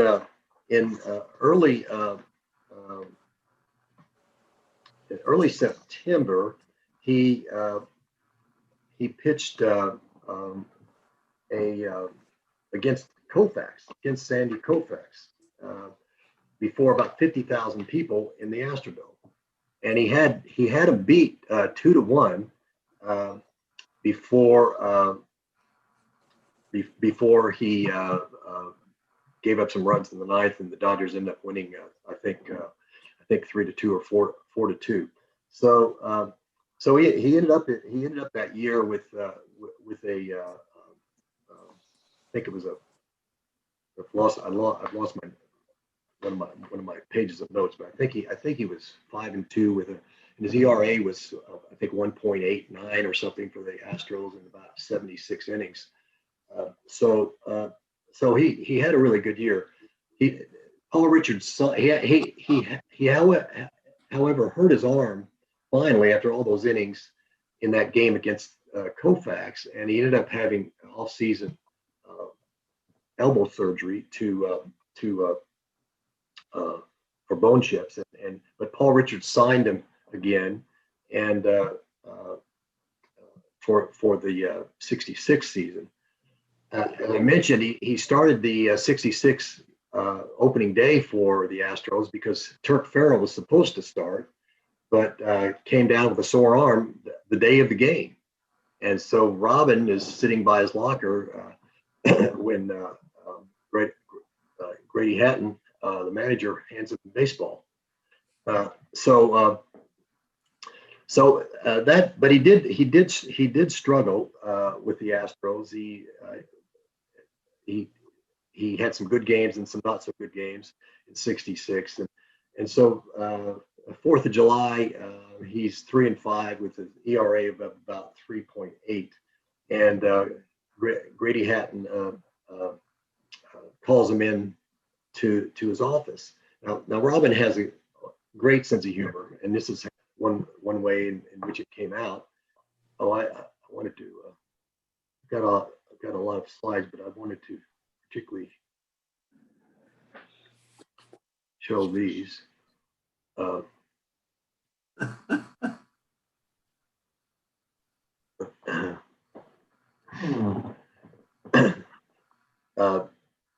And so, I know where I was. I'm sorry. So Grady Hatton calls him in on the 4th of July and says, Robin, we're gonna release you. And Robin says, wait, you can't release a guy on the 4th of July. And so, and Hatton says, what do you mean? And Robin said, just kidding. I understand. So he understood he was going to be released. One contribution that that Robin made to the Astros involved Joe Morgan. So Joe was a young second baseman those years with the Astros, as most of you know, and he was getting taken out in the late innings when the Astros were ahead for a defensive replacement because he was having trouble throwing, particularly on the pivot. And Robin told him that in fact he was short arming the ball and to follow through. And when Joe was later elected to the Hall of Fame, he mentioned that in his speech. He said, Roberts fixed my throwing, and I never had a problem. I never had another problem. Another sort of interesting story is the first time John Bateman caught Robin. Bateman was a pretty young catcher, and Robin is a 38-year-old veteran, and so they meet before the game to go over the signs. And Robin says, one's a fastball. He said one's a low fastball, and if I shake you off, it means I want to throw a high fastball or a curve. And so then one's a high fastball, two's a curve. And Bateman says, okay, what else? And Robin said, that's it. That's my act. and Bateman could not believe that Robin had two pitches, which is true. He had two pitches, and Robin pitched a complete game win that day. And Bateman said after the game, Robin, you need to talk to our pitchers. They all think that they need 4 or 5 pitches. And Robin said, well, I'm not the pitching coach. So when the Astros released him in this, and I'll close here. When the Astros released him on the 4th of July, 1966, they had rented a house in Richmond, and Robin goes home and tells Mary that he's been released, and they at that point they have 4 young boys. They have 4 young sons, and Robin is 38 years old. And Mary says, can we go home now? So Robin says, yeah, we can go home. Mary meant, can we go home to Philadelphia where our house is? And so they're loading the car. They're literally loading the car to drive back to Philadelphia. And and Robin gets a phone call from the GM of the Cubs. And he wants to know if Robin will come be their pitching, their playing pitching coach, that is pitcher pitching coach for the rest of the year. Leo DeRocher was the manager of the Cubs. Freddie Fitzsimmons had been their pitching coach, but he had taken ill, and they needed somebody to come and be the pitching coach. And so Robin, he was shooting for 300 wins, and so he said yes, he'd go as long as they'd let him pitch. And so Mary didn't get to go home that time either. Interesting story on the way.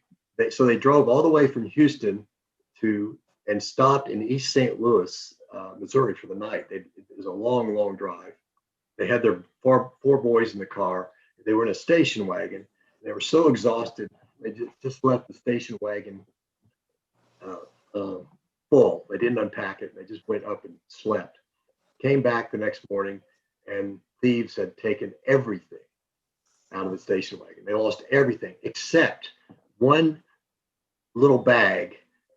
Robin said, I don't know if the guy was a ball fan or not, because the only thing he left was Robin's spikes and ball glove in a little bag. Everything else was gone. So Robin ended up not getting along very well with Leo DeRocher and finishing his career his big league career at 66. So anyway, he was just a wonderful guy and a wonderful storyteller, and it was sort of the special dream for me to get to know him and write 2 books with him. So that's just the story I wanted to share. Thank you. Thanks, Paul. That's very interesting. Paul's also written a book with Eddie Robinson that some of us have been privileged enough to read. Is that Lucky Me? Talking to you? Yeah, Lucky Me. Yep. Lucky Me, the name of the book. Yeah. Yes. Lucky Me. Yeah. And we keep hoping that maybe someday, Paul and I've talked about this, it may or may not happen, but maybe you'll get to write a book about Bobby Brown.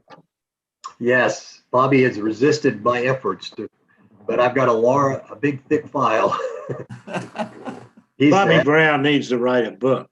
Yeah, he really does. And thank you, Paul. I've heard Eddie Robinson talk twice and tell some really good stories. For those of you who don't know Eddie, he played for 7 of the 8 American League teams at the time. In a tie-in, he was the White Sox career home run leader, single season, 29 home runs until Mike Vance's Dick Allen came along and broke his Chicago record. I think Jim Tomey might hold it now. But Bobby Brown's got some great stories, and he's the oldest living World Series champion, right? He played for the 47 Yankees. Yes, but Eddie played for the 48 Indians, remember? World Series champions, too. So, yes. So Eddie's older than Bobby. Yeah. One of my thrills was that Paul made it possible for me to have dinner here in Houston with Bobby Brown and Eddie Robinson, and we're sitting around the table at the Ritz during the convention, and I'm sitting next to Bobby, and I'm kind of like starstruck, just like you were with your hero, Robin. And so I'm sitting next to him, and I couldn't think of anything to say, and then I said, Bobby, I bet you're pretty pleased that they're retiring your Yankee uniform number. And he looked at me and he says, what are you talking about? I said, they just announced they're retiring number 6. That's the number you wore. He said, yeah, but I think somebody else has worn it since, some guy named Joe Torre.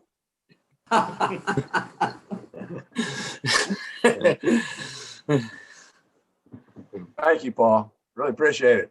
Say, Paul, thank you for that. I grew up in Philly. In fact, these 2 presentations tonight definitely brought back memories. I was a senior in high school in the fall of '64 when Richie Allen in Philly at the time, season was coming to an end, and Gene Mauch and the Phillies did not win the pennant. And everything went for the Phillies that year, except in late September. You know, bunting through the perfect game on Father's Day and And they had a great right fielder named Johnny Callison who hit the home run to win the All-Star game for the National League. And of course, they had the Rookie of the Year, Richie Allen, at third base. So that was a very interesting presentation. And then the story about Robin Roberts. Well, when I was a very young boy, the first game my father took me to at Connie Mack Stadium was to see Robin Roberts pitch. You don't forget that stuff. Don't forget it. Great memories. Hey, Bob. As you met some of his teammates and so forth, did you ever hook up with Richie Ashburn? Yes. That team? I spent a lot of time with Richie. And in fact, to interview Richie, the first time I drove down to Houston and stayed at the Galleria because he was broadcasting for the Phillies, but still for the Phillies, and they were playing the Astros. So that was the closest way I could get to him and interview him. So I interviewed him for the Whiz Kids book, and he was really helpful. He's such a smart, glib guy. He'd let me call him up and ask him questions, and he was really he was my second favorite player growing up. So his situation was he played center field while Willie Mays and Duke Snyder and Mickey Mantle were also playing center field. So he didn't get all the publicity, but he sure was a good ball player, two-time batting champion. And Didn't hit quite as many home runs though, Lou. He was an old-timer. Did he finish up with the Mets? He did, 62 Mets. Yeah, he did. Yeah. The original Mets, Richie Ashburn hit 306. Oh. Lost 120 games, yeah. Well, I noticed in passing that you had on the front cover of the Whiz Kids book the name James Michener. How did you get him involved with the project? Well, Michener was a huge Robin Roberts fan. It's sort of an interesting story. He had really lobbied to get Robin in the Hall of Fame. Robin didn't get in until 76, so a full 10 years after he retired. And Michener ended up thinking he did more harm than good. And so when we were thinking about who should write the foreword, Robin thought Michener would be perfect. And so Michener lived in Austin in those days, and he was in very ill health. And so I wrote him, and Robin wrote him, and we didn't get any kind of reply and so we decided to ask Pat Williams to write the foreword because we didn't think Michener was going to reply. So, but lo and behold, a couple of days later, I got an envelope from Michener with the foreword. It was actually a tribute to Robin, and I actually edited Michener because it was a little bit rough. So, and what was and after the book came out, we had a book signing in Dallas. Some friends of mine put on a big book signing at Dallas Country Club, and Robin came in for it. Actually, Andy Simonek came in for it too from the catcher. And but the next day, Robin and I flew down to Austin and went to see Michener. And so I got to meet him, and he only lived about another 6 or 8 months. But we took copies of the book and had him sign our copies of the Whiz Kids book, and spent some time. And you could tell Michener just lit up that Robin had taken the time and trouble to come down to see him. So it was really a great part of the story is James Michener. He grew up an orphan in Philly, as many of you probably know. So he grew up a Phillies fan. Somebody mentioned Granny Hamner passing away in '93. If I just tell a real quick story about that. So Granny, I'd been trying to interview all these guys, and most of them are very receptive. And Richie and Robin helped me get in touch with them. Granny, I wouldn't respond to letters or or his phone seemed to be disconnected. And so, but they had this big whiz kid, this thing I flew up for in Philadelphia in '93, this big whiz kids and 80 signing memorabilia show where they were signing autographs, and Granny was appearing. And so, so I met Granny. They had a dinner for everybody, and I met Granny the night before the night before he was supposed to sign. And Robin and some of the other guys, said, you need to talk to Paul. We're really doing the Whiz Kids book. You need to talk to him. And so Granny said, okay, yeah, I'll talk to him. And so he said, just come to my hotel room. And I think it was at 10 o'clock. And he told me the room and the number. And so I was interviewing Putsy Caballero across town at 9. And so I took the cab quickly across town. And Hammer had said, if I'm not in my room, I'll be in the coffee shop. So I get over there a few minutes before 10 to his hotel, and I call the house phone, call his room, no answer. So I go to the coffee shop, no Granny. So I go back and forth, call him again, go back, check the. So finally, for some reason, I actually remembered his room number. It's a miracle that I went up and I knocked on his room. This is probably 10:30 by then. And there's no answer, but I could tell that there was a television or a radio on inside the room. There was, there was some noise going on inside the room, but there was no answer to the room. So I knocked as much as could be, it was polite. And then I thought, well, he's supposed to sign like at 1:30, and I'll go to the card show, and I'll hope to catch him there for at least a few minutes at the card show. So I go to the card show, 1:30, no Granny. He doesn't show. There's a long line of Phillies fans, waiting to get his autograph.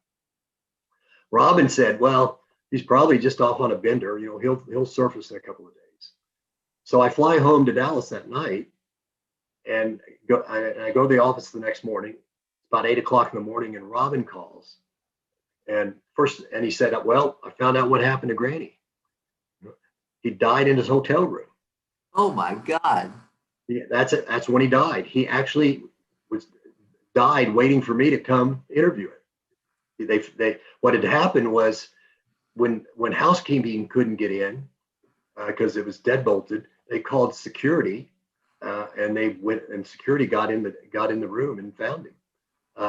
And it was so strange because the night before he was telling people how he just had a checkup, and his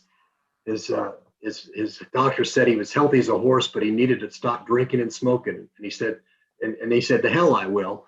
He was only 64 years old. But anyway, it was a very, very bizarre occurrence, and that was the end of the line for Granny. How did Robin Roberts spend his time between retirement and when he finally passed away? That's about many years. Yeah, he designed did a lot of card shows. He played a lot of golf. He played golf every day. He and Curt Simmons owned a golf course, a public golf course north of Philadelphia, and that was really his main source of income in retirement. They bought into a partnership and did very, very well. And Curt ran it, and then Robbie's son Rob Jr. Was sort of the assistant manager, and then later became the manager. He's still the manager of the course. And so Robin, he just enjoyed. He never missed the Hall of Fame. He went to the Hall of Fame every year. Never missed. He went to the All-Star game every year. Yeah. He just really enjoyed life. He really, was able to really enjoy life. Well, he became royalty when he's part of the Hall of Fame. Yeah, he did. And in '98, he invited me. I got to go to the Hall of Fame weekend with him and his family in '98. He always rented a house for his whole family, his 4 boys and their wives and their grandkids. And in fact, I got to Larry Doby was inducted that year, and he played golf with Robin that morning of the induction. And I drove Robin's cart. I didn't play, but I drove Robin's cart. So I got to hang around with Larry Doby the day he was inducted. So I just had so many incredible, cool experiences. I'm unbelievably fortunate. It's great. I've got a question for you, Paul. I just heard recently you were speaking about the Hall of Fame and how he supported himself, that the Hall of Fame is kind of a co-op and that everyone that is a member there while they're living gets a share of the profits? I never heard that. I've never heard that. I know they paid his expenses to get to go to the induction weekend, but I had never heard that. I hadn't heard it before either, but I know I heard it recently. Bob? No. Did you tell me that, Mr. Dorrill? No, you told me. Oh.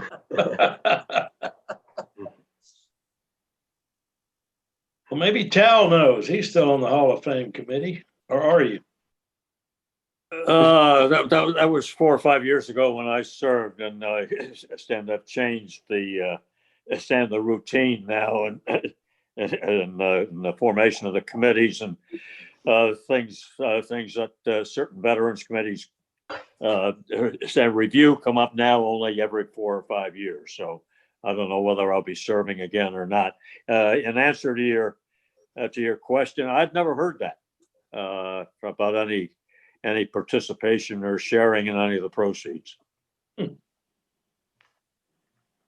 Paul, could you maybe just talk about Robin Roberts' pitching style and if he talked about his approach to pitching or the details on that? Yeah, there's a funny story about that. When Ashburn did the Phillies games forever, 30 some years, and one day in the late 60s, Ashburn called Robin up and said, and this is after Robin had retired, like 68, I think, or 67, probably. And Richie said to Robin, "I saw you pitch last night." And Robin said, "What?" He said, "Yeah, I saw you pitch. The Mets have this young pitcher, Tom Seaver, and he throws just like you." It was the drop and drive delivery. And it really was. They were very, very similar. So he had a very fluid motion. His rise to the big leagues was remarkable. I didn't get into this a whole lot, but he was a basketball player and played baseball sort of as a second sport in high school, and went to Michigan State to play basketball. And he in the spring, he was bored. He decided to go out for the baseball team. And the coach said, "What do you play?" And Robin said, "Well, what do you need?" And he said, "Well, I need pitchers." And Robin said, "Well, I'm a pitcher," although he'd barely pitched in high school. Yeah. And so he didn't do very well the first year, but he went to Vermont to play for Ray Fisher in the old semi-pro Northern League that had a lot of collegians, and that's where he developed. And that's where, so from that time that in '46, where the Michigan State coach said, "I need pitchers," 2 years later, Roberts was in the big leagues. In '48, he broke into the big leagues. That's how fast he really developed in Vermont in the summer under Ray Fisher. But he had a very fluid delivery. He really had great control. He had a good fastball, but it wasn't really. It really wasn't overpowering in the sense of high 90s or anything. But he had great control, and his curve was mediocre, and his fastball had a hop on it, and so he was a fly ball pitcher. Ashburn led the National League in putouts for years because Roberts threw so many fly balls. He also, threw a lot of fly balls that went beyond the fence. So but mostly those home runs were with nobody on. He had the ability to reach back and get something extra, in tight spots and late games. he sort of changed his view about complete games. When I first got to know him, he thought, well, the game's 9 innings, right? So you're supposed to pitch 9 innings. That's how long the game is. But he really actually sort of came around in later years to sort of understanding more about the role of specialists in the relief. And I think a lot of that had to, he coached Tony Fossis in college at South Florida. If you remember, Tony Fossis was a little left-handed relief pitcher who probably pitched in the big leagues till he was 43 or 44 or something. But he was not, he wasn't. He just had a fluid delivery, and he knew what worked for him, and he made it work, and he could hit the corners and hit the knees, and that's how he succeeded. Actually, Ray Fisher was from Middlebury, Vermont. That's right. That's where I played baseball at Middlebury College. Oh, did you really? Yeah. Yeah. Oh, that's an interesting connection. Yeah, he was the Michigan baseball coach for years and years after he got banned from baseball by Commissioner Landis. I might have to research that story. I don't know that story. I'll tell you. I'll tell it to you. I'll tell it to you. I don't want to bore everybody with that. But one interesting Ray Fisher, Robin Roberts story. So Ray Fisher was was on the 1919 Reds that beat the Black Sox. Right? He was one of the starting pitchers on the 1919 Reds. And so Robin said they were asking him about that and asking how Ray Fisher did. And he said, well, I'll tell you what. And Fisher said, well, I'll tell you what, I had to pitch against the only guy that was trying. so he pitched against Dickie Kerr. Oh my. So they could tell. Well, that's after the fact. I'm not sure. Yeah. Good stories. Good stories, Paul. Thank you so much. Okay. Well, thank you for having me. We'll have to have you back again anytime. You're welcome. I'd love to talk about Eddie sometime. So, yeah, that'd be great. Maybe thank bring him with you. When we get back to normal, we will. Yeah. Amen.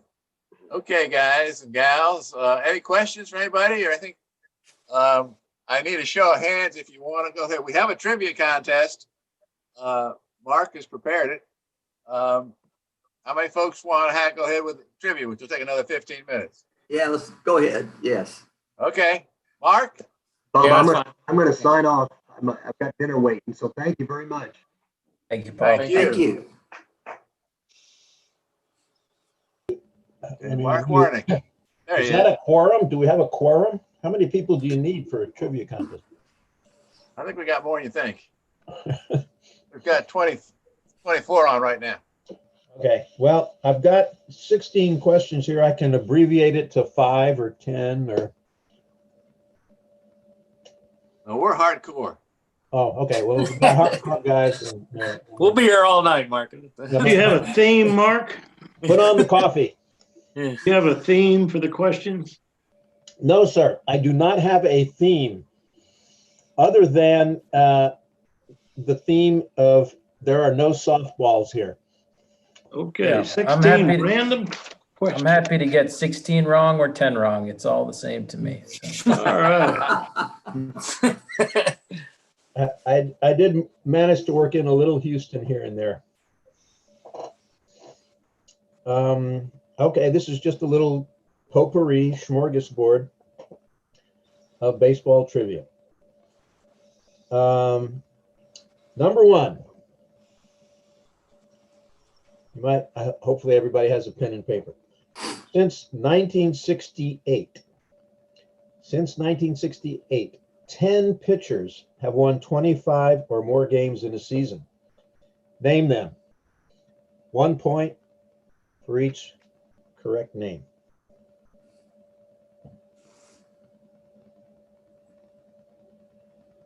$25 or more. It's 68? No. 10 pitchers have won 25 or more games since 1968. since you're all in my age group, I guess this one will be easy.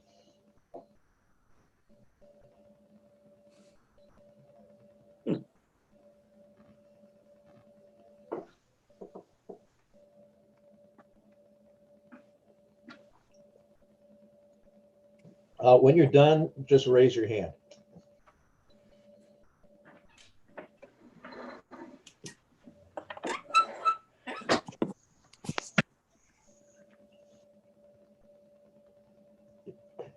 What's a good time limit for something like this? 3 minutes, 5 minutes?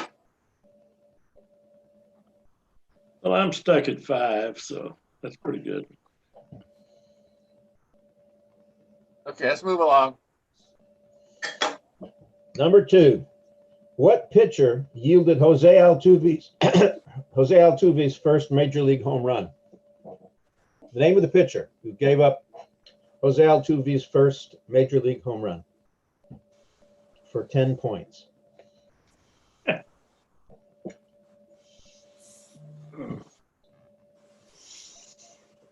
If you don't have this one in 30 seconds, you probably don't know it. So.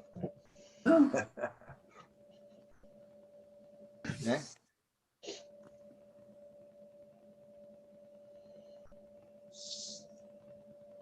All right. Number 3. This one's tough.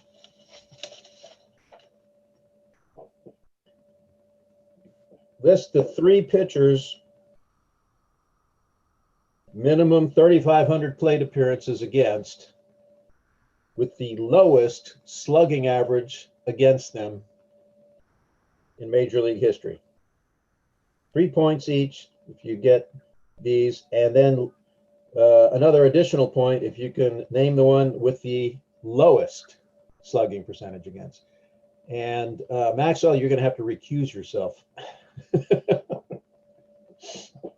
Sorry.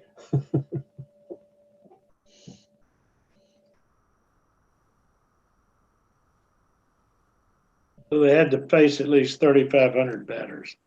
Yes.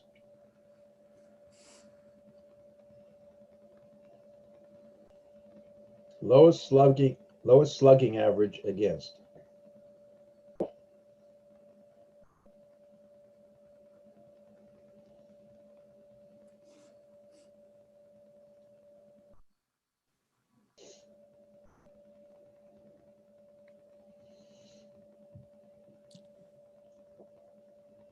Okay. You just tell me when to move along, Bob. All right. Oh. Number 4. That you, Bob? Yeah. Okay. Since 1970, how many catchers have a career caught stealing percentage greater than 50%, minimum 1,000 innings or 500 games?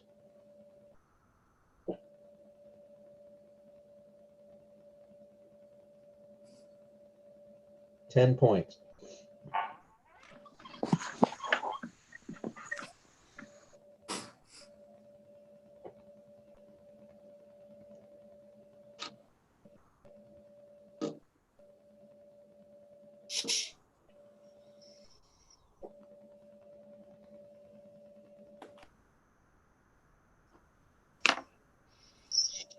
Where's Tom White when we need him?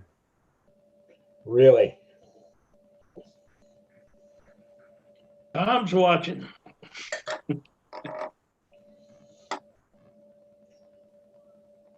Number 5. Number 5. What major league team holds the one-season record for yielding the fewest runs per game in their home park, earned or unearned?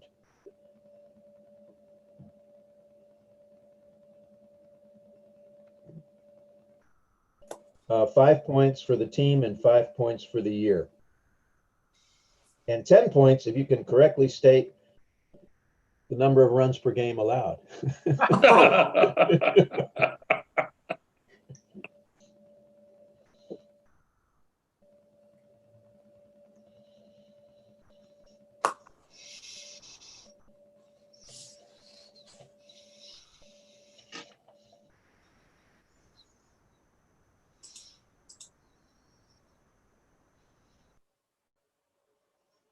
Next. Number 6, broadcaster trivia, as in I got it from a broadcaster. In the past 107 years, only 2 teams have produced 7 doubles in a game for 3 consecutive games. One of those teams accomplished the feat in 2017. The other team did it in 1999. 5 points each for the 2 teams.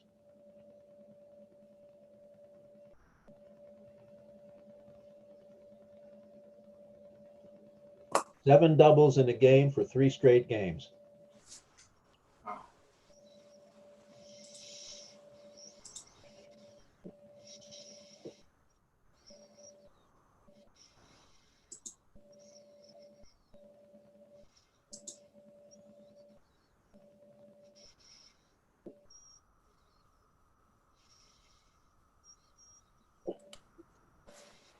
That one was too easy. Next.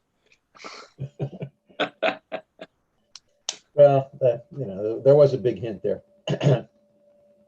Number 7.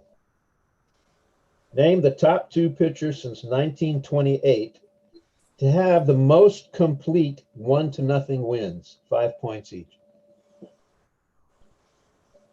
Most complete game 1-0 wins since 1928. Top 2.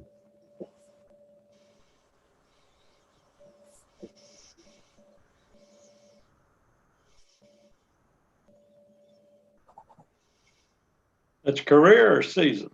That's career.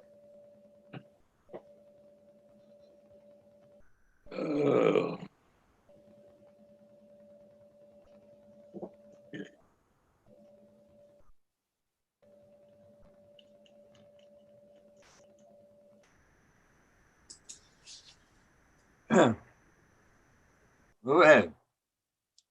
Number 8. The last 4 pitchers to go 14 innings in a start, all played for the same team in the same year. And this is really an easy one if you know your baseball. Name the pitchers, the team, and the year. 2 points for each correctly named pitcher, 1 point for the team, and 1 for the year. Did you repeat the question? The last 4 pitchers to go 14 innings in a start, all played for the same team in the same year. Name the pitchers, the team, and the year. 4 pitchers, the team, and the year.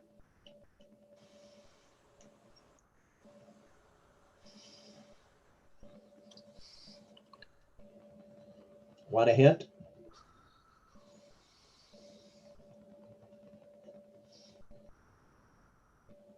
Sure.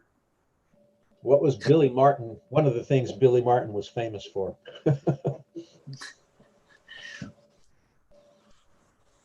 Drinking.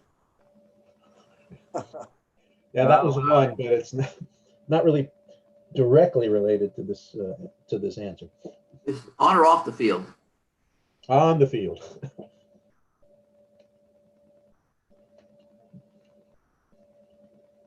Okay, next. Moving right along. Okay, let's see. Number 9. During one of the most spectacular 5-year offensive runs in post-World War II baseball history, this player averaged per 162 games over this 5-year span 136 runs, 206 hits, 45 doubles, 6 triples, 40 home runs, 124 RBIs, 20 stolen bases, 84 walks, a 359 batting average, a 458 on base percentage, a 158 OPS plus, and 380 total bases. Who is he? 10 points. Repeat that? Are you serious? Yeah, post World War II with a 359 average for 5 years. Yeah. And how many home runs? 40.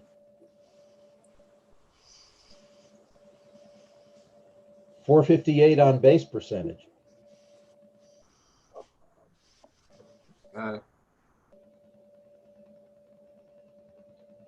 5 straight years.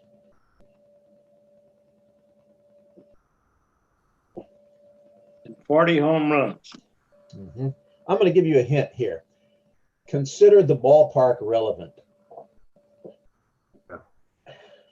And 20 stolen bases. And now that the ballpark wouldn't have as much to do with, but yeah.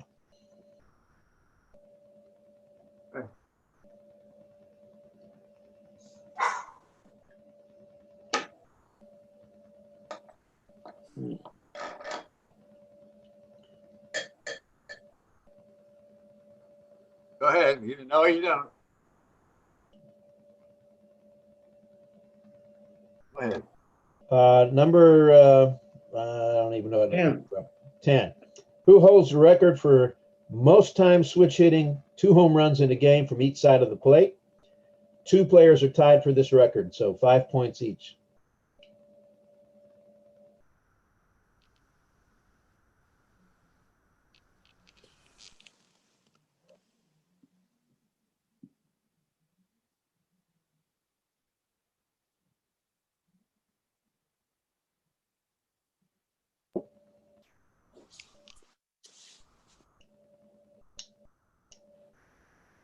I'll give you a hint. At one time or another in their careers, they both played for the New York Yankees. And neither is named Mickey Mantle. Oh, well.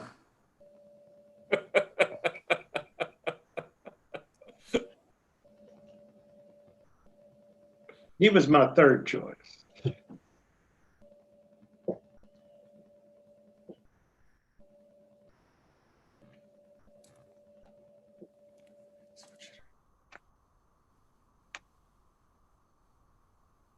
Number 11. All right, number 11. 3 players have homered from both sides of the plate in the postseason. One of the 3 did it twice. 5 points each. 10 points for naming the player who did it twice. 5 points each for the other 2.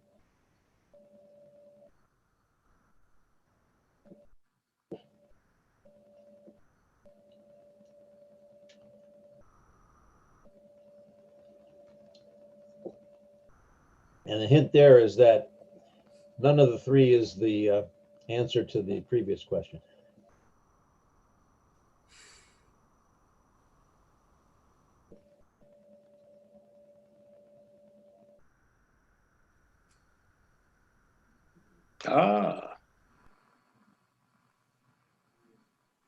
Don't look it up. Max, you still with us? Right here. Okay. By Bob Stevens. What? 12. Okay. Let's see. 12. Only 2 players in all of Major League Baseball history had a 40 home run, 30 stolen base season at least twice in their careers. Who are they? 5 points each. 40 homers, 30 stolen bases twice in their careers.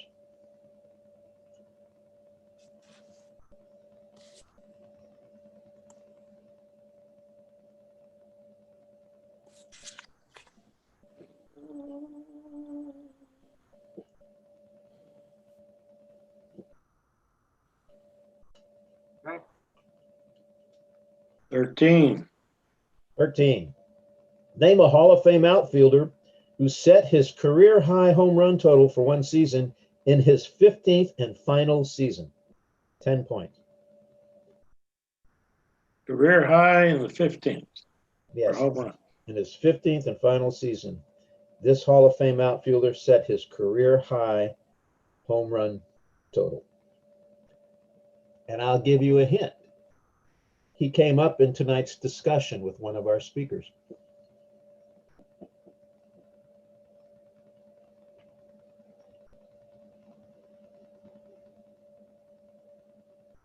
Is Dick Allen in the Hall of Fame?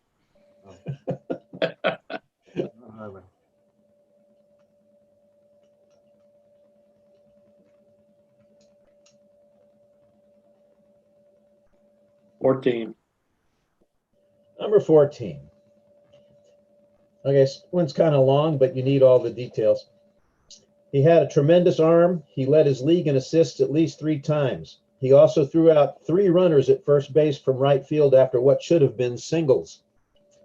He pitched one time and had a perfect inning versus the Mets, striking out Howard Johnson. He homered 3 times in his career off Randy Johnson, twice in Johnson's debut game. He was an all-star and top 25 MVP finisher in 1985. His last career at bat was versus Donovan Osborne in June of 1993.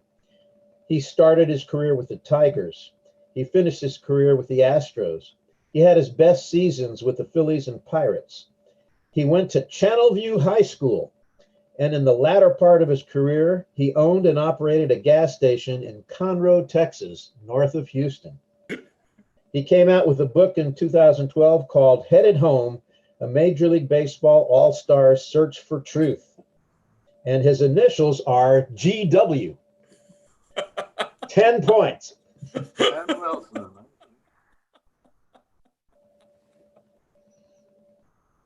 Okay. No, it's not you, Max. No, it's not me. My initials are GW.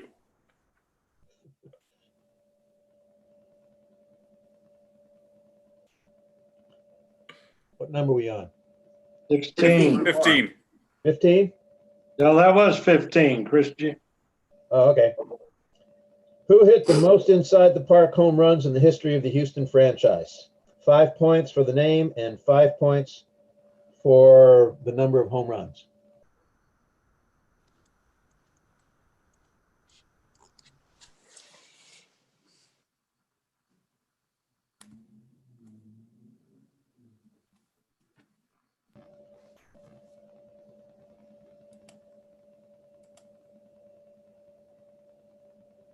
Okay, I think you used every one of those books behind you. Look up these answers. I have a bonus question if you want it. Sure, why not? In a July 19th, 1973 exhibition game in the Astrodome between the Detroit Tigers and the Houston Astros, this player led off and played first base for the Astros. He went 1 for 1 with a line drive single to right and a walk in his only 2 at-bats.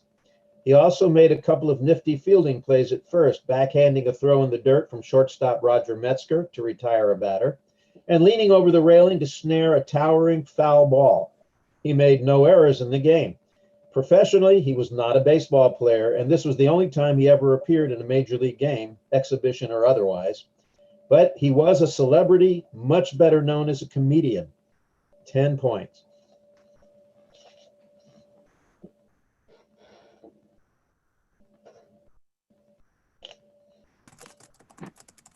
Another hint that might be helpful is that the manager at the time was Leo DeRocher. And he probably had something to do with this.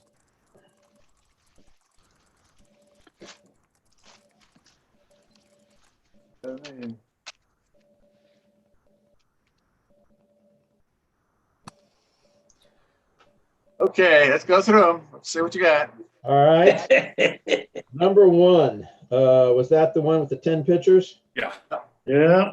Okay, 1 point each if you've got one of these 10 guys. Denny McLean. What? Denny McLean. Juan Marichal, Denny McLean, Tom Seaver, Steve Carlton, Ferguson Jenkins, Bob Welch, Ron Guidry, Steve Stone, Catfish Hunter, and finally, Mickey Lolich. Add them up. Who got the first, Jose Altuve's first major league home run?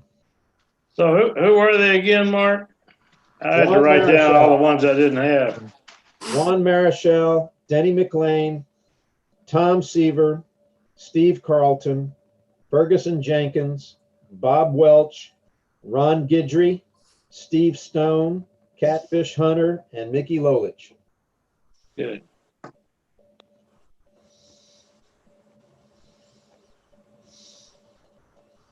Number Number 2 was what pitcher yielded Jose Altuve's first major league home run? Anyone want to shout it out?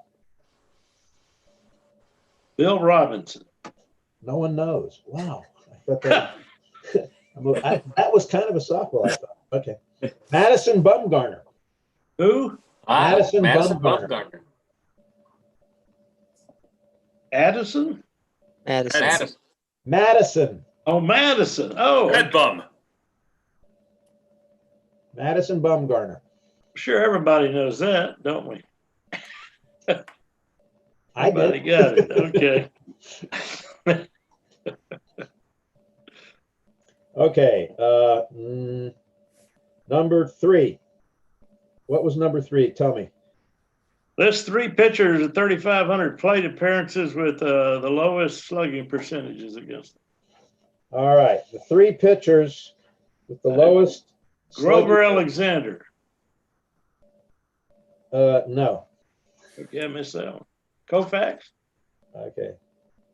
So the number 1 pitcher with the lowest slugging average against, minimum 3,500 plate appearances against, was Babe Ruth, 279.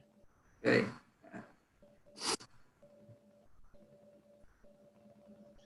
You know, to the extent that we have those records from those days. Yeah. He had a great record, 99 and 24, I think. Number 2, which I would assume is on your list somewhere, Mariano Rivera. Oh, I didn't think of relievers. 293. And number Verlander? 3, pardon? Verlander? No, it's J.R. Richard. Oh, 0 for 3. 295. You know, interestingly, if you cross off Ruth, the top 4 are all 3 of the top 4 are all Astros. J.R. Richard, followed by Billy Wagner, followed by Nolan Ryan. I should have got Nolan too. You know, going back to Altuve question, it was a weird question because it was his first home run was an inside the park home run. Right. Against Madison Bumgarner. That's the only thing I remember about that question. And I just double checked. So if I said something, I wouldn't sound dumb. So I double checked to make sure it wasn't inside the park homer. Yeah, I meant to mention that, and I didn't think about it. No, it's okay. What's the next question? 1970 catchers that have thrown out over 50% of the batters. Ah, yes.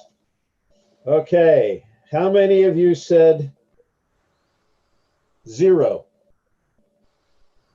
I was torn between 0 and Johnny Bench, but I don't recall any. The answer is over 0. 50%. No catcher has thrown out over 50% of the batters since 1970. Because it seems like the leaders are usually around 43%, somewhere in there. My informal search suggested that the leader in that span was Ivan Rodriguez, and he was a little over 45%.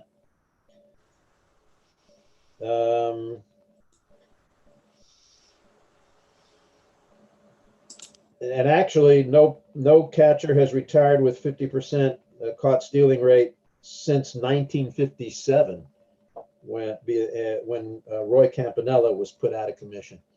He retired with a 57%, and that is the major league record.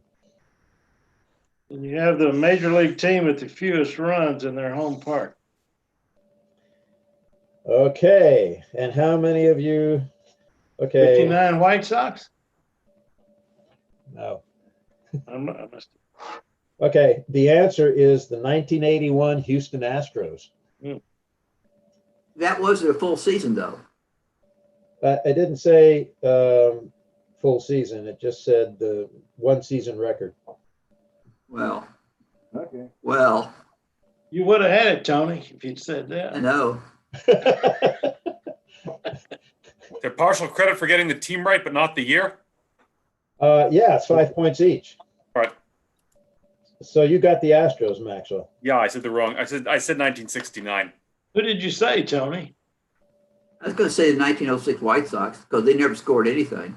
The Astros broke. No, they never scored any runs. Yeah. So Tony, you should give yourself 5 points because the Astros broke the White Sox record. The 1906 White Sox set the record of 2.28. It lasted 75 years. Yeah. The Astros broke it in 81 with 2.08. Well, I said the White Sox. I should get something, even though it's a 59. 2.08 runs per game. 106 runs in 51 games in their home park. My God. The 79 Astros had fewer than 50 home runs, and yet they scored more runs than the 1981 Astros. Amazing.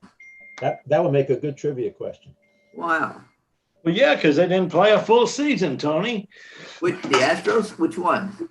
The 81. 79. They hit no home runs. They hit 49 home runs, which is shameful production. And they finished second. They had fewer home runs in 62 or 63.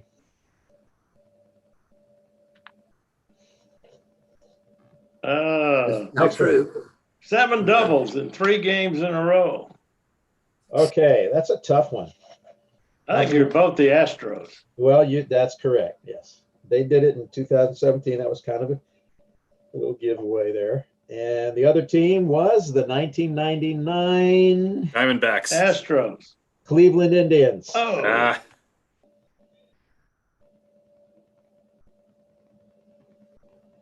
Well, this is kind of a disaster for me, this quiz.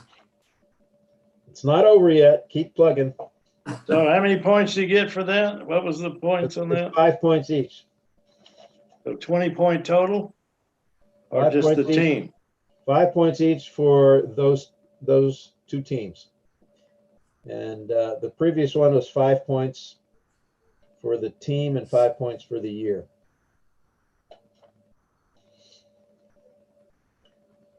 All right, I caught up. 2 pitchers with most 1-0 games since 28. Bert Blyleven and Dean Chance. Yep. My goodness. Wow. That's for Jim Bunning and Tom Seaver.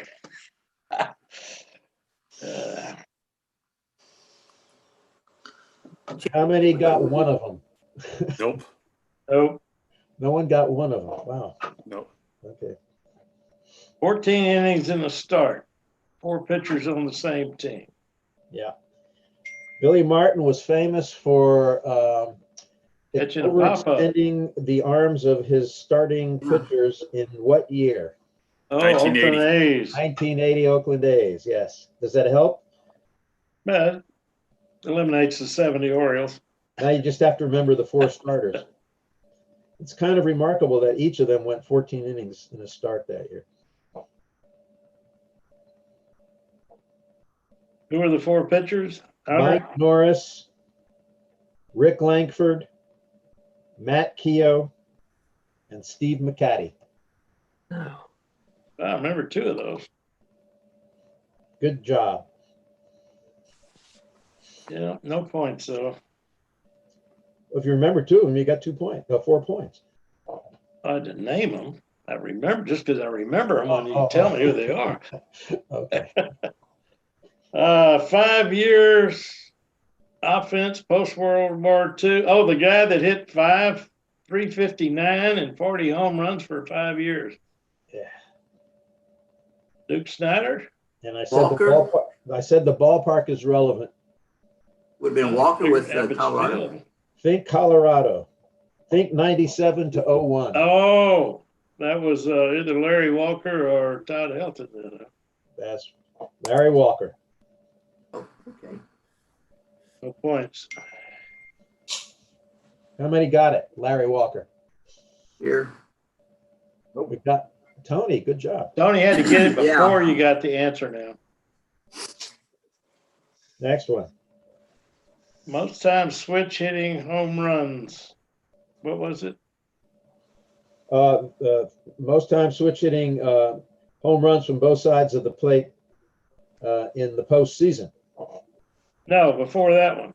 The next one was postseason. Switch hitting home runs from both sides of the plate for their career. Eddie Murray and Ruben Sierra. No. Vance Berkman. Neither one of them played for the Yankees.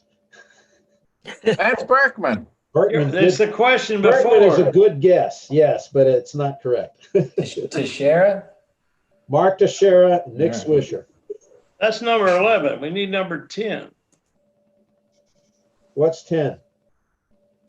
You had two switch hitting questions. Most times, switch hitting home runs. From both sides of the plate in their careers. Yeah. Yeah, And who was that? Teixeira and Swisher. 14. Wow. Swisher? Nick Swisher. Wow. Believe it or not. And then you have 3 in the postseason. One did it twice. I'm assuming one's Mantle. Mantle is not one of them. There's the postseason switch hitters. Right. You know, Murray and Murray and Caminetti? Times you'd think maybe, you know, I would swear he did it from both sides of the plate in 1960. I'm going to double check that one. One of them, Eddie Murray. No. What I have here. Ken Caminetti? No. Chipper Jones and Milton Bradley did it once each. Oh my heavens. That makes sense. The guy who did it. Bradley. Oh, man. Did anyone think of Bernie Williams? No. I thought he was just a left-hander. Really?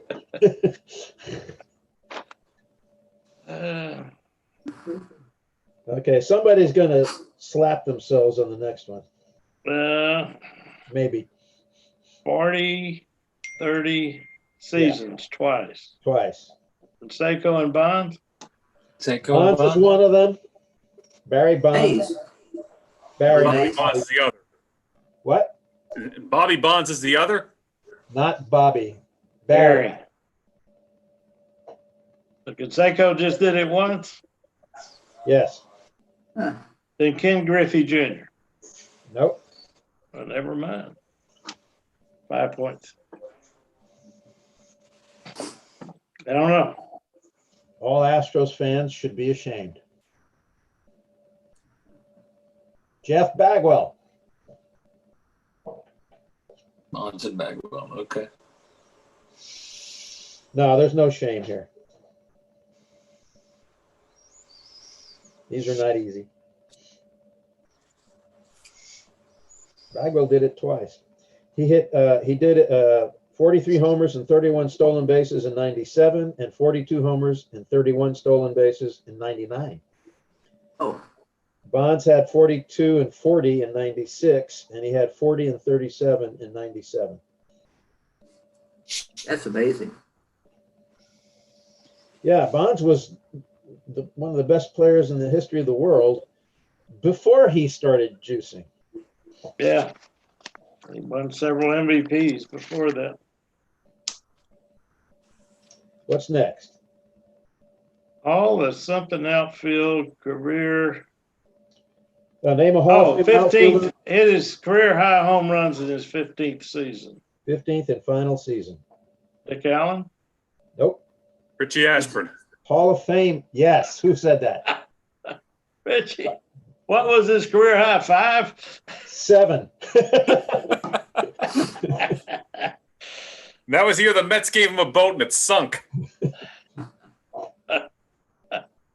You don't think of the Polo Grounds as well? Maybe he shot him down that short porch. Mm-hmm. Yeah, 296. Mel, I'd liked it. And then what was the next? Was there another one? 14. Let's see. First pitch start. Hojo. Yeah, he had a tremendous arm, led his league in assists 3 times, blah, blah, blah, blah, blah, and his initials are GW. Anyone get it? Glenn Wilson? That's it. Good, yes. Raise your hand if you got it. Hey, all right. I wouldn't have got it without the GW. Yeah, I think the gas station in Conroe was the one that would have given it away. He spoke to us at one time. Ah, I missed that one. I saw him hit a game-winning homer off the right field foul pole in Astrodome. which is weird for a right-handed. Let's go, guys. Getting late. Getting past my bedtime. Who hit the Our most number inside the 15. park home runs? I said Altuve. Ken Caminiti. Ah, Got that one. Okay. How many? 4. Hey, I got 4. That's Cedeno, though. That's well, you get 5 points for getting the right number. How about the bonus? The bonus. Oh yeah, the bonus. Did anyone? I think I was Jerry Lewis. That is correct. I got that one too. There's some great pictures of him clowning around, jumping up into Frank Howard's arms and hugging the umpire. So we get the bonus points. That's 10. Okay, now I don't know how we do this part, but I guess there's so few of you. Just tell me how many points you got. You say how many got 20 or more? That's what you do. Okay, how many got 20 or more? Okay, we have 2 hands, 3 hands. Urban who? How do you do it?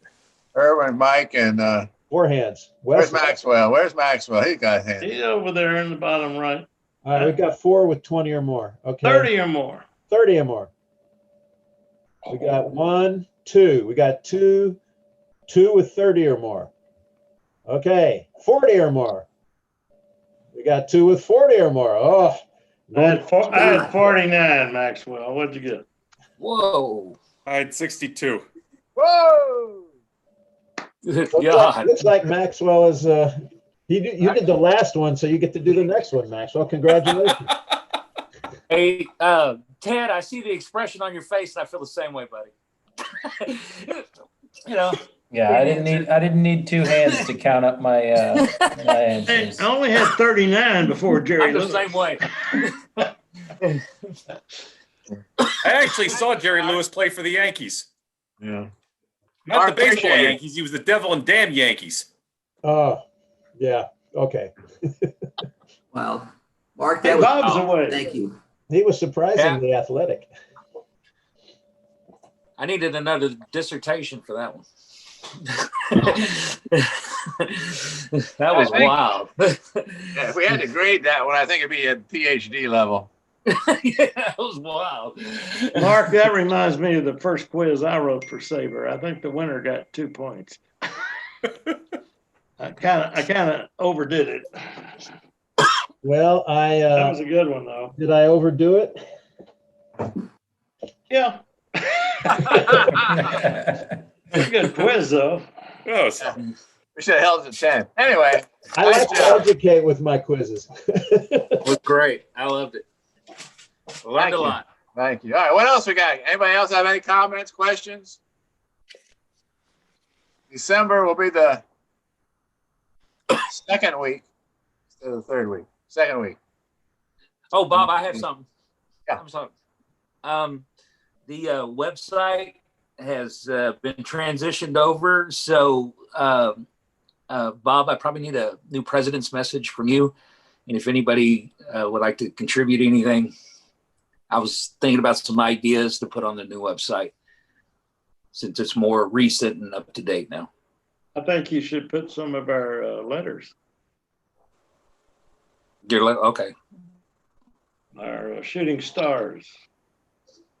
Oh, the newsletters. Yes. All right. But okay. Well, I have a lot more next month. Yeah, I did pay that invoice today too, so Okay. that's gone. We'll see if they get it. All right. Well, they go to saberhouston.org and in the on the right hand side, there's actually a link to watch the video from last month. It's directly embedded in there. So the one for this month will be the same here probably in a couple weeks. Well, So instead of going to YouTube, I hope you can get Paul back and get Eddie Robinson back. I mean, Eddie's a great speaker, and he would definitely be our oldest speaker Really is. ever since he turns 100 next month. I bet he can hit too. He still plays golf every day or every week. Oh, He's a physical specimen, man. He's quite the hero. He's a big man too. But yeah, he's in good shape. At least he was last time we saw him, which was, I guess that was 2014, but Billy was 94 then, playing golf every day, so every week. Okay, guys.